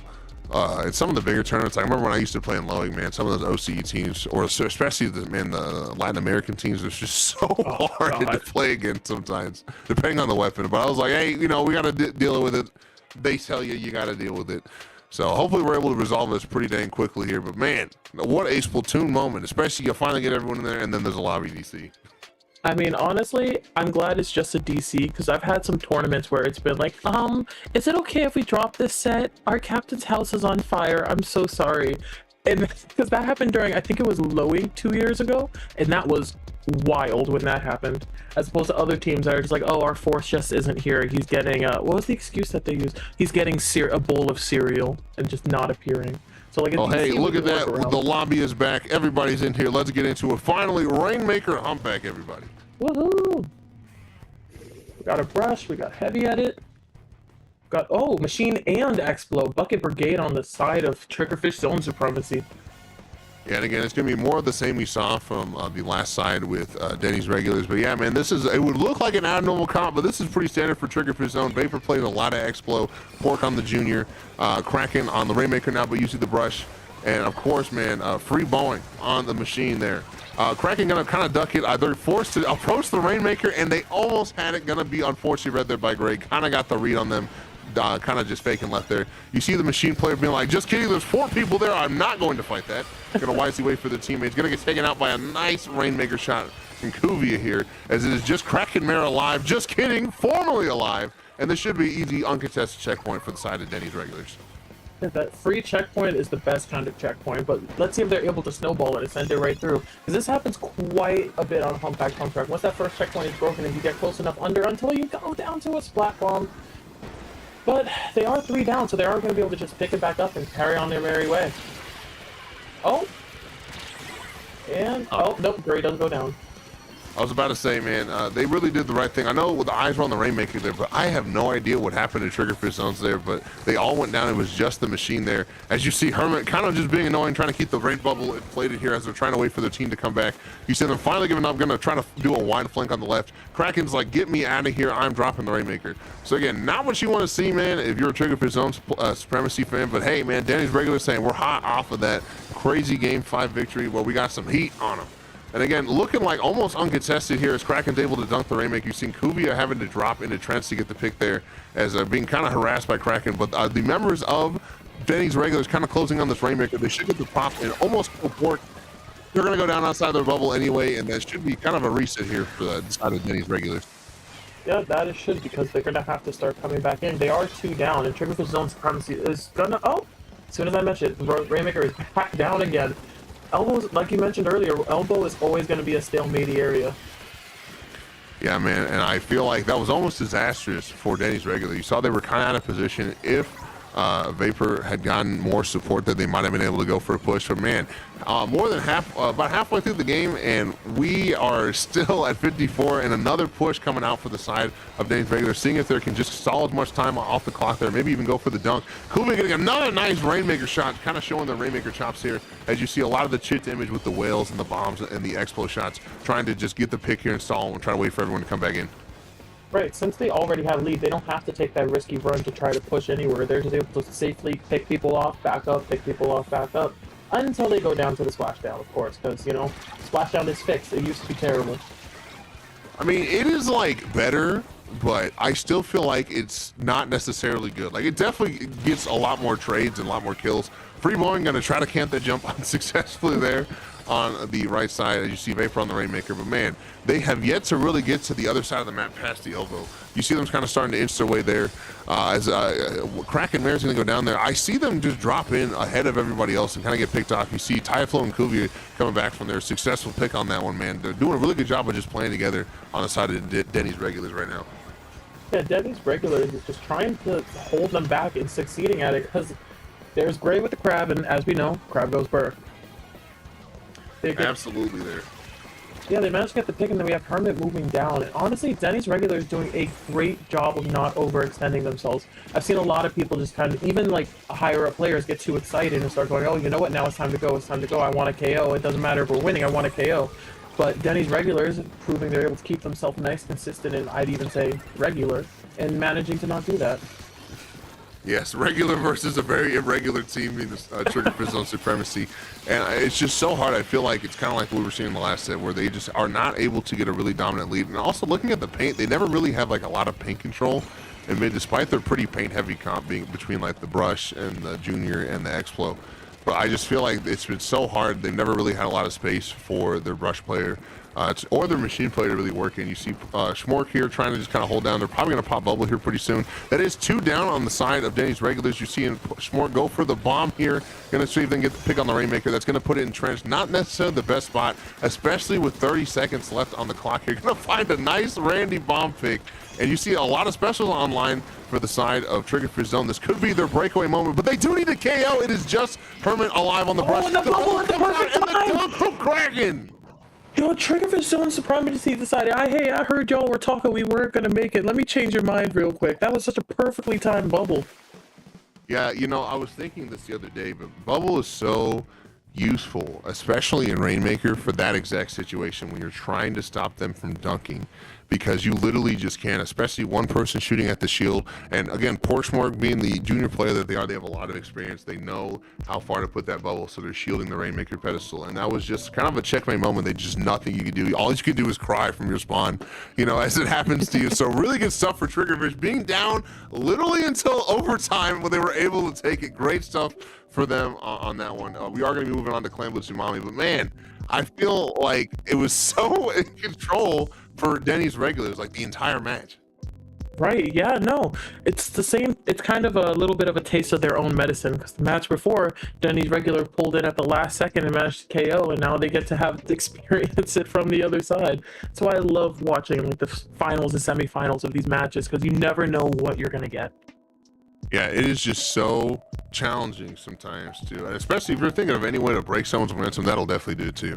So they're saying, yes, this is the finals, man. We are here to play. We are here to win. So great stuff to Triggerfish again, like I said. But Clan Blitz Umami, I feel like is going to be a really interesting map for both these teams, just because they have a Brush player. Again, I feel like there's so many shenanigans that both those teams can do, and especially with 2 people so proficient at Brush. You know what I mean? Right, I love watching Brush players go back to back. Fun fact, I've almost never seen 2 Brushes like having to swish it out in mid, because they're usually both on the flank at the same time. I know, but there's not a lot of Brush fights because they're obviously trying to, like, you know, be a nuisance or like kind of like be the aggressor point of contact on that one. So it's interesting. They don't really get to have a lot of interaction. But hey, man, again, also just want to point out though, this is the 4th seed versus the 7th seed. I don't know what happened to everybody in between them, but both these teams clearly deserve to be here, taking up at least a huge upset to make it there. Oh, 100%. Like, I wish there was just a way to see everything, you know, omniscient, see what matches happened off screen. Oh, I have the bracket pulled up next to me, man. And Triggerfish actually eliminated the 2nd seed in round 2 of Great White. So, I mean, wow. Obviously, he's just starting right away with the huge upset. And, of course, you just saw Denny's regulars eliminate the top seed of the tournament last game. But, hey, this is the finals. Not talking about those people in the 3rd place match. We are here in Umami Clan Blitz. We're seeing very similar comps again, if not, yeah, the same comps again for Umami Clans, which, you know, honestly, it's all about mid control here. And they've proven that they can do that on the side of Triggerfish, on the side of Denny's regulars. And Triggerfish, hopefully they have a little more paint this time. Last time they had a hard time trying to get. Yeah, but I do not really see that being an issue, especially with Vapor already set up on top mid, pretty much uncontested there. The Whale's going to try to displace it, but I don't think they're really going to go anywhere. You see Hermit rushing across top mid, going to find a pick on Vapor with the bomb. Actually, very unfortunate placing. Probably just peeked that. The machine is not going to go down there in that corner. I thought they were dead for sure. And again, it's kind of just more of a back and forth match here. You see Typhul kind of stuck in there, Zuka, for trying to prioritize the life, and that's going to be taken down by Vapor, who's already back, already has a power claim. You see Triggerfish Zones playing with some heat, already back in mid. Yep, Triggerfish Zones have control of mid all the way, and they have the clams to make a nasty push here. But that's once they secure the picks, and since Vapor's carrying, I think they'll be able to manage to swim on in with a splashdown once he's specials calm down, because right now we're in a whale of a time over here. Vapor, unfortunately, first forced to burn the splashdown, and they're going to die anyway because of Gray's Crab, knowing they're just in range for that lob shot, and they're able to capitalize on that. You see it is just Port grabbing the ball, jumping out, and finally, even though they were sent at such a dominant position, Denny's regular were able to shut down their push with relatively few resources. Honestly, it was really just the Crab and the Whale that was able to aid that. And now the basket's actually open on the other side with lots of clams coming in from the side to Denny's regulars. Vapor is going to trade there, unfortunately, and it's just going to be cracking. I think Hermes is going to go bum rush the basket, try to get a few more clams in it, but this should be the end of the push there for Denny's regulars. Yeah, it should, but Denny's regulars is still just holding by the ramp, and Gray goes and gets another clam and keeping the basket open. Maybe they're going to try to go for more, but out of time. Yeah, man, again, that is just so hard. And I feel like Herman is so harassing Vapor on the backline right now. Vapor has really not been able to move up here. You see Kraken trying to juggle, keep the ball alive. And even though they were able to close the basket, they weren't really able to do anything off it. You see the jumps coming in, bomb's going to be taken out. But, man, it's still a 2v2 with the yellow team in control of the basket here that gets down to 35. Denny's regulars has not let up on this basket. Like, even though the last push ended, they never quite left back to mid. And here they have 2 picks again. As long as they can get clams in, which they won't. Oh, it looks like they're just going to keep the pressure up. Triggerfish Zone Supremacy is going to have to find a way to knock at least, what, 2 down before they're able to push in successfully? Yeah, and it's so unfortunate, too, because both of those balls, I think, are from the Pity Clam from an opening, but they just cannot get out of their base to actually do anything. I feel like Vapor's had, again, like I said, a really hard time trying to get out of their side of the map. I don't know what just happened over here. Kraken got a huge play. I think they got, like, either a triple or a quad, and that's going to be the jump, the ignition there for their push. They're going to get one of the balls in. I think they're jumping the other one in. That's going to be another one, and suddenly it is within striking distance. You might see a lead change right now as you see members are just looking for clams. Unfortunately, Kraken going to go down. Not going to see a lead, but, man, way closer. Yeah, but one clam away. Can they do it? If they can get I don't think they'll be able to get there in time. Yeah, I know the junior has the clams. They might just sit. Ooh, I shouldn't have acknowledged that. Down they win. Typho is ready to go. They just need 1 clam to be able to break this basket. They're going to find it on Dome and go for the Dome. Yeah, man, shout outs to Typho. They've really been a great job of being the point of contact, the initiator for the team. I feel like every single time there's a wipe, Typho is in their base trying to get a pick on someone. If they get this ball, and that should be game, and that's going to be it. You know, Denny's regulars, they came in wearing their restaurant colors and they managed to win. You can't lose in your home colors. I think we are color locked, so I think they have a 50% chance of getting their home colors, but you are correct.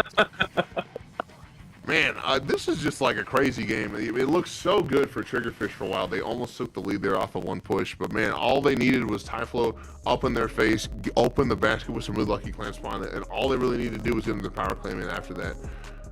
So I think that's a really good stuff for Denny's regular saying, yeah, we deserve to be in finals, bro. Come on. Right, 100%. Especially as we come, oh my gosh, it's Mahi zones. You love it or you hate it. What's your opinion on it? You know, it grew on me. I didn't like it previously, but I think it's okay, man. I think it tests a lot of stuff, and it's cool that we get to even play on Mahi, even though it's kind of like a gutted Mahi from the first game, but I still think it's a pretty fair map, honestly. I have no qualms with this map, really, so. Wait, which weapons do you play most? I play mostly like bucket, beam machine, and shot. So. Yep, there you go. I am also a bucket player, so I also enjoy Mahi. But I know backliners eat real good on this map, so they also. And you know, honestly, for all the complaints I heard about it, I can't think of a particular weapon set that should have a difficult time on Mahi. You know, everybody messed up. That's kind of unfortunate. I was curious as to why we read it up so fast. I'm like, wow, they're ready to get into it. So, unfortunately, don't know how that happened, on who's running the lobby, but they hopefully should realize this and quit out immediately. And shout out to the person that jumped in the water. Good for them. I don't know how that happened either, but sometimes when you get a little drink, get the game started after a win or a loss, you're just like, oopsie, my thumb slipped.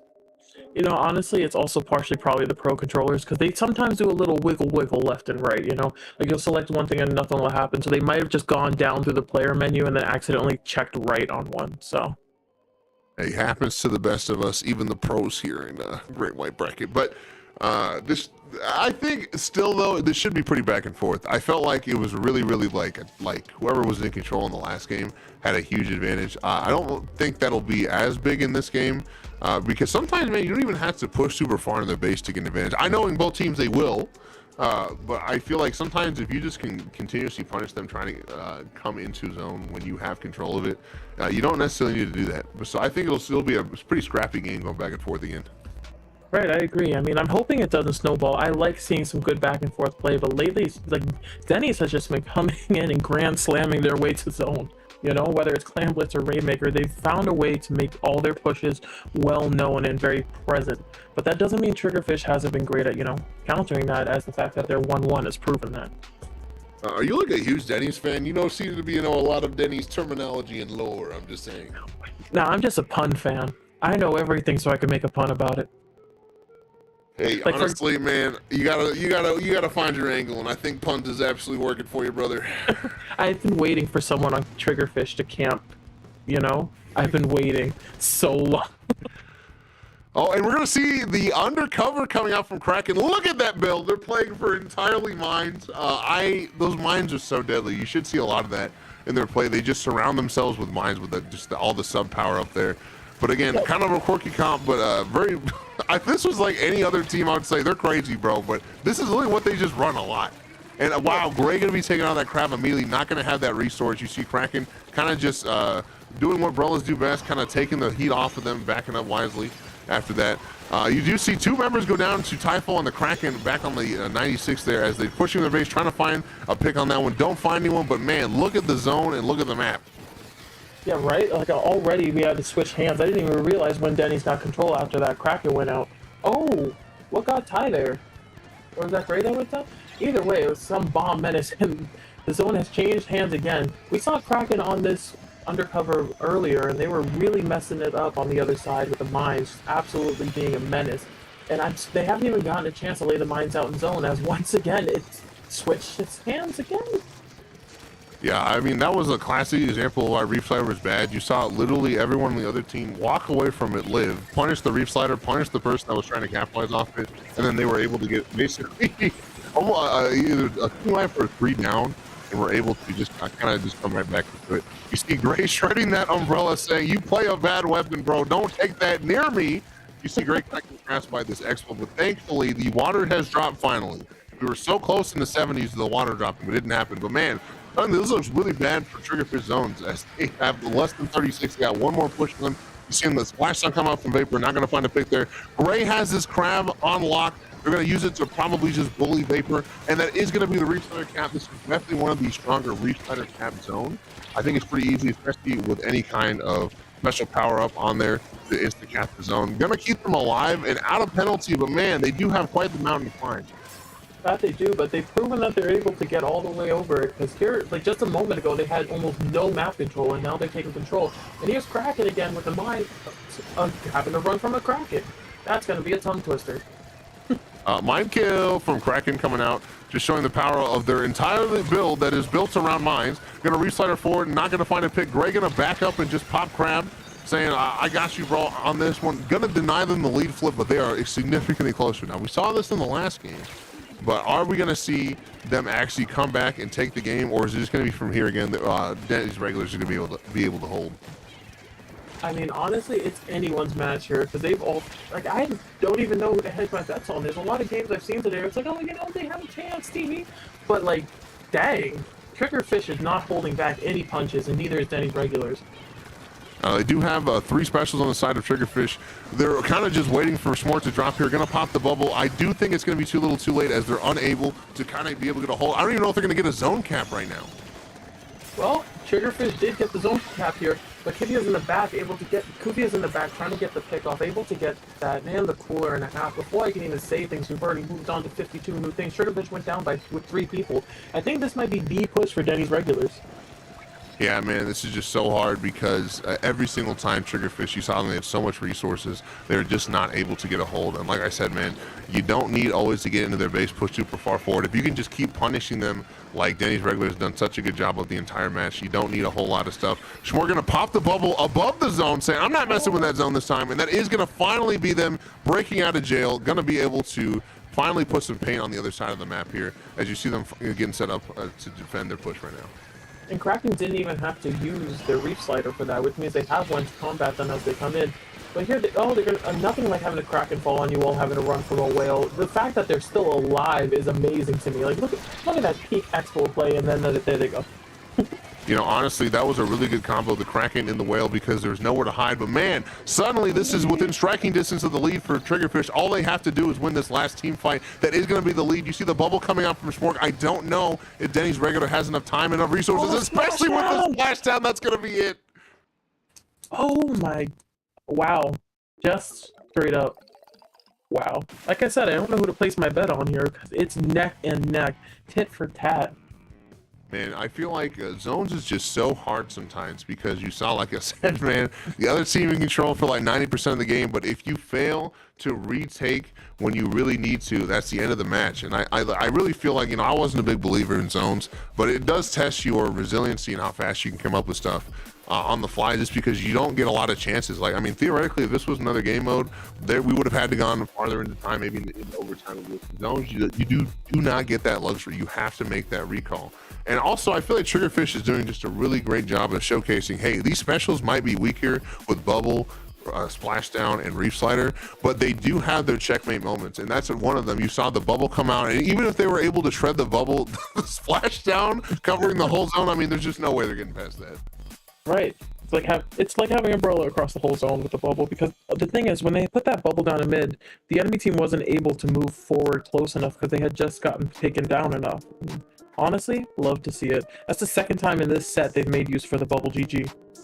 Yeah, man, and it's just so interesting. Triggerfish, again, I'm gonna say they're probably like, you know, low, I'm gonna air quotes low tier masters, but I mean, it goes to show you, like I was talking with the Clash, man, every weapon has their win condition, and I feel like they're just so good at finding it. And Triggerfish zones there, and they just hold on to the bitter end. Saying, even though we were getting just demolished for so much of this game, we have it in us to be able to take the game like that. And suddenly, man, if I'm Denny's regular, I'm looking at a 3-1 right here. You got to take it on TC Hagglefish, which is going to be challenging. I mean, look at the comp they're fighting. They have a Bubble, and they have the Whale, and they have the Explo, which just does so much chip damage on top of the Splashdown.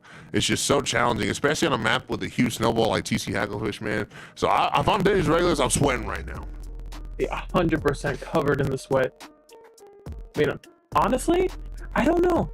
Because they should be covered in the sweat, because, you know, they're 2-1. If they lose one more, then GG, no re. But they've proven time and time again that they're able to get in and they're able to control. It's just a matter of keeping it going. If they're able to acknowledge that and calm down and get the picks they really need, especially on TC Haggle, where it's all about having the bats in your court, I think they have a fighting chance, and we could see another Game 5 here. Absolutely, but of course TGS going to be like, absolutely not. And again, Kraken staying on the undercover umbrella, and also one of them switching to 52. Just saying, man, look at the chip damage though from the Brella and the Explo and the 52 and the Whales. Like, that's crazy, man. A very annoying comp to fight, especially with all that together. Now, the only downside is all those specials are not necessarily super strong on their own, minus the Zuka, of course. So they are going to have to work together, but man, TZS I feel like really excels at that. You're seeing a lot of members go down in mid already. Vapor are going to be like, do I burn this Splashdown? Choosing not to, trying to play for life here. As again, a lot of members making use of that crab. Typhlo is going to come in with the Kraken, and Vapor is not going to get away, unfortunately, going to die in the air. Oh, they didn't manage to get the Reef Slider either. You know, you can take what you can get. Typhlo managed to get 1 out of 2. Those are good numbers. Yeah, and you're seeing the wall fight here. Actually, both members throwing a wall in front of the other wall weapon, so not able to use their wall. Typhlo going to come around, going to just target Vapor.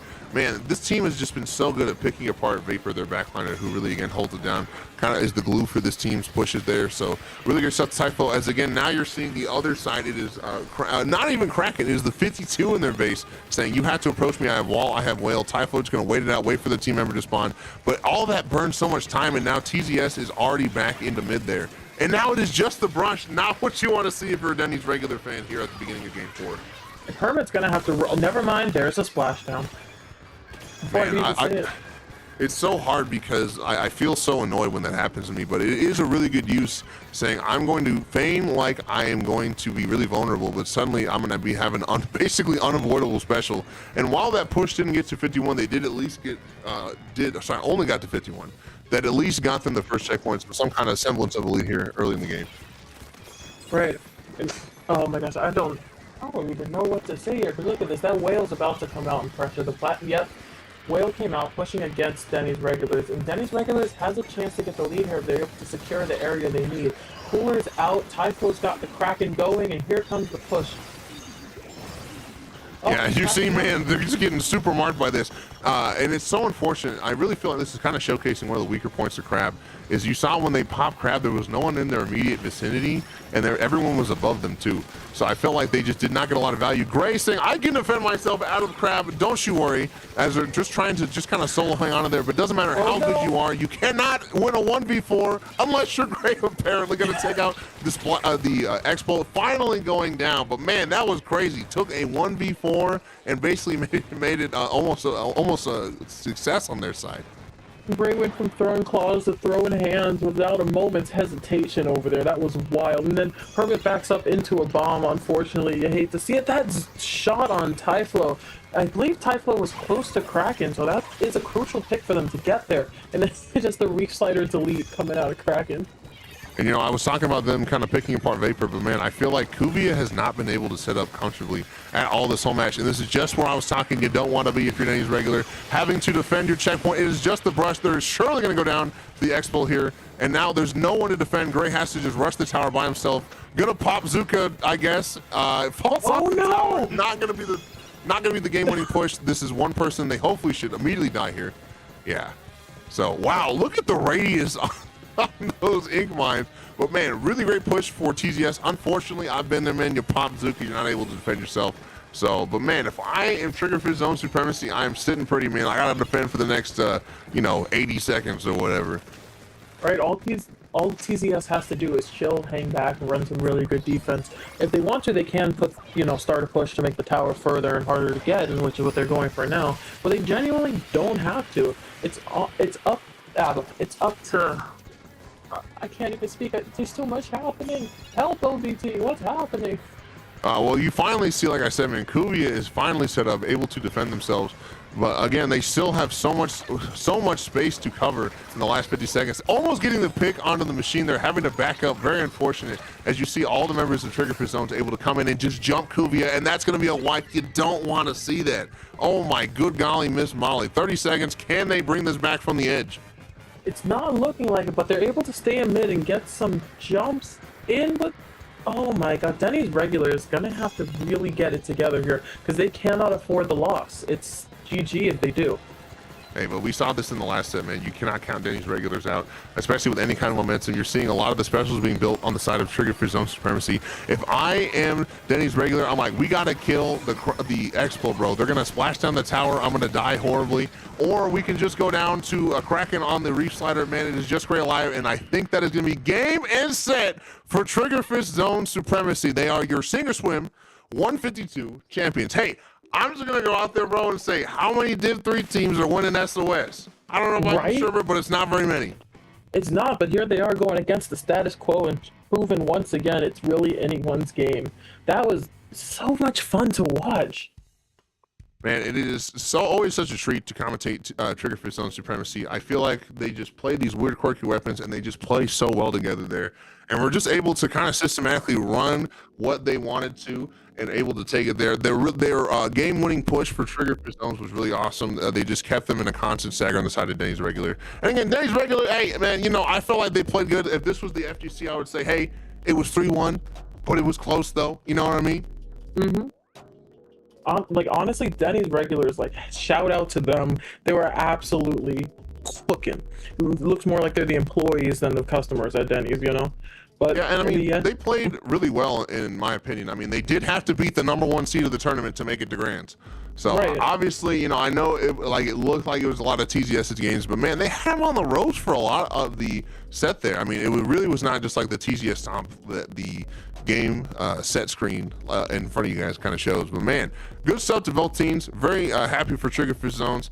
There's a post on Twitter that talks about the Triggerfish Zone cycle, which is they don't play a lot, then they enter a tournament for seeding, and then they do bad because they're rusty, and then they're like, okay, we gotta lock in, bro, and then they do really well and outperform their seed. And I think that's probably what's gonna end up happening with Ludi. If you are a fantasy bettor, I would definitely have your eyes on this team for potentially doing really well, maybe even winning Div 3. Honestly, I think it's gonna be like last Ludi season, where I don't even know if you know it, But Torrent, a team that, like, as soon as they got Div 4 1 SOS, I was like, there's nobody that's going to beat them. So I don't know if this is one of those cases, but I guarantee you there's probably another sleeper killer in Div 3 that'll be able to challenge them. So, hey, good stuff to both teams. I do think that's going to be the end of our block. Where can the good people of the world find you, Sherbert? You could find me on Twitter at alwayssherbert. And where can they find you, OBT? You can find me on Twitter and Twitch at Obese Tyrese. That's my full government name for my tag. So it's been super awesome to commentate with y'all. And it's been a really great treat to commentate as Swimmer Sink, y'all. But we will catch you on the flip side. See you later.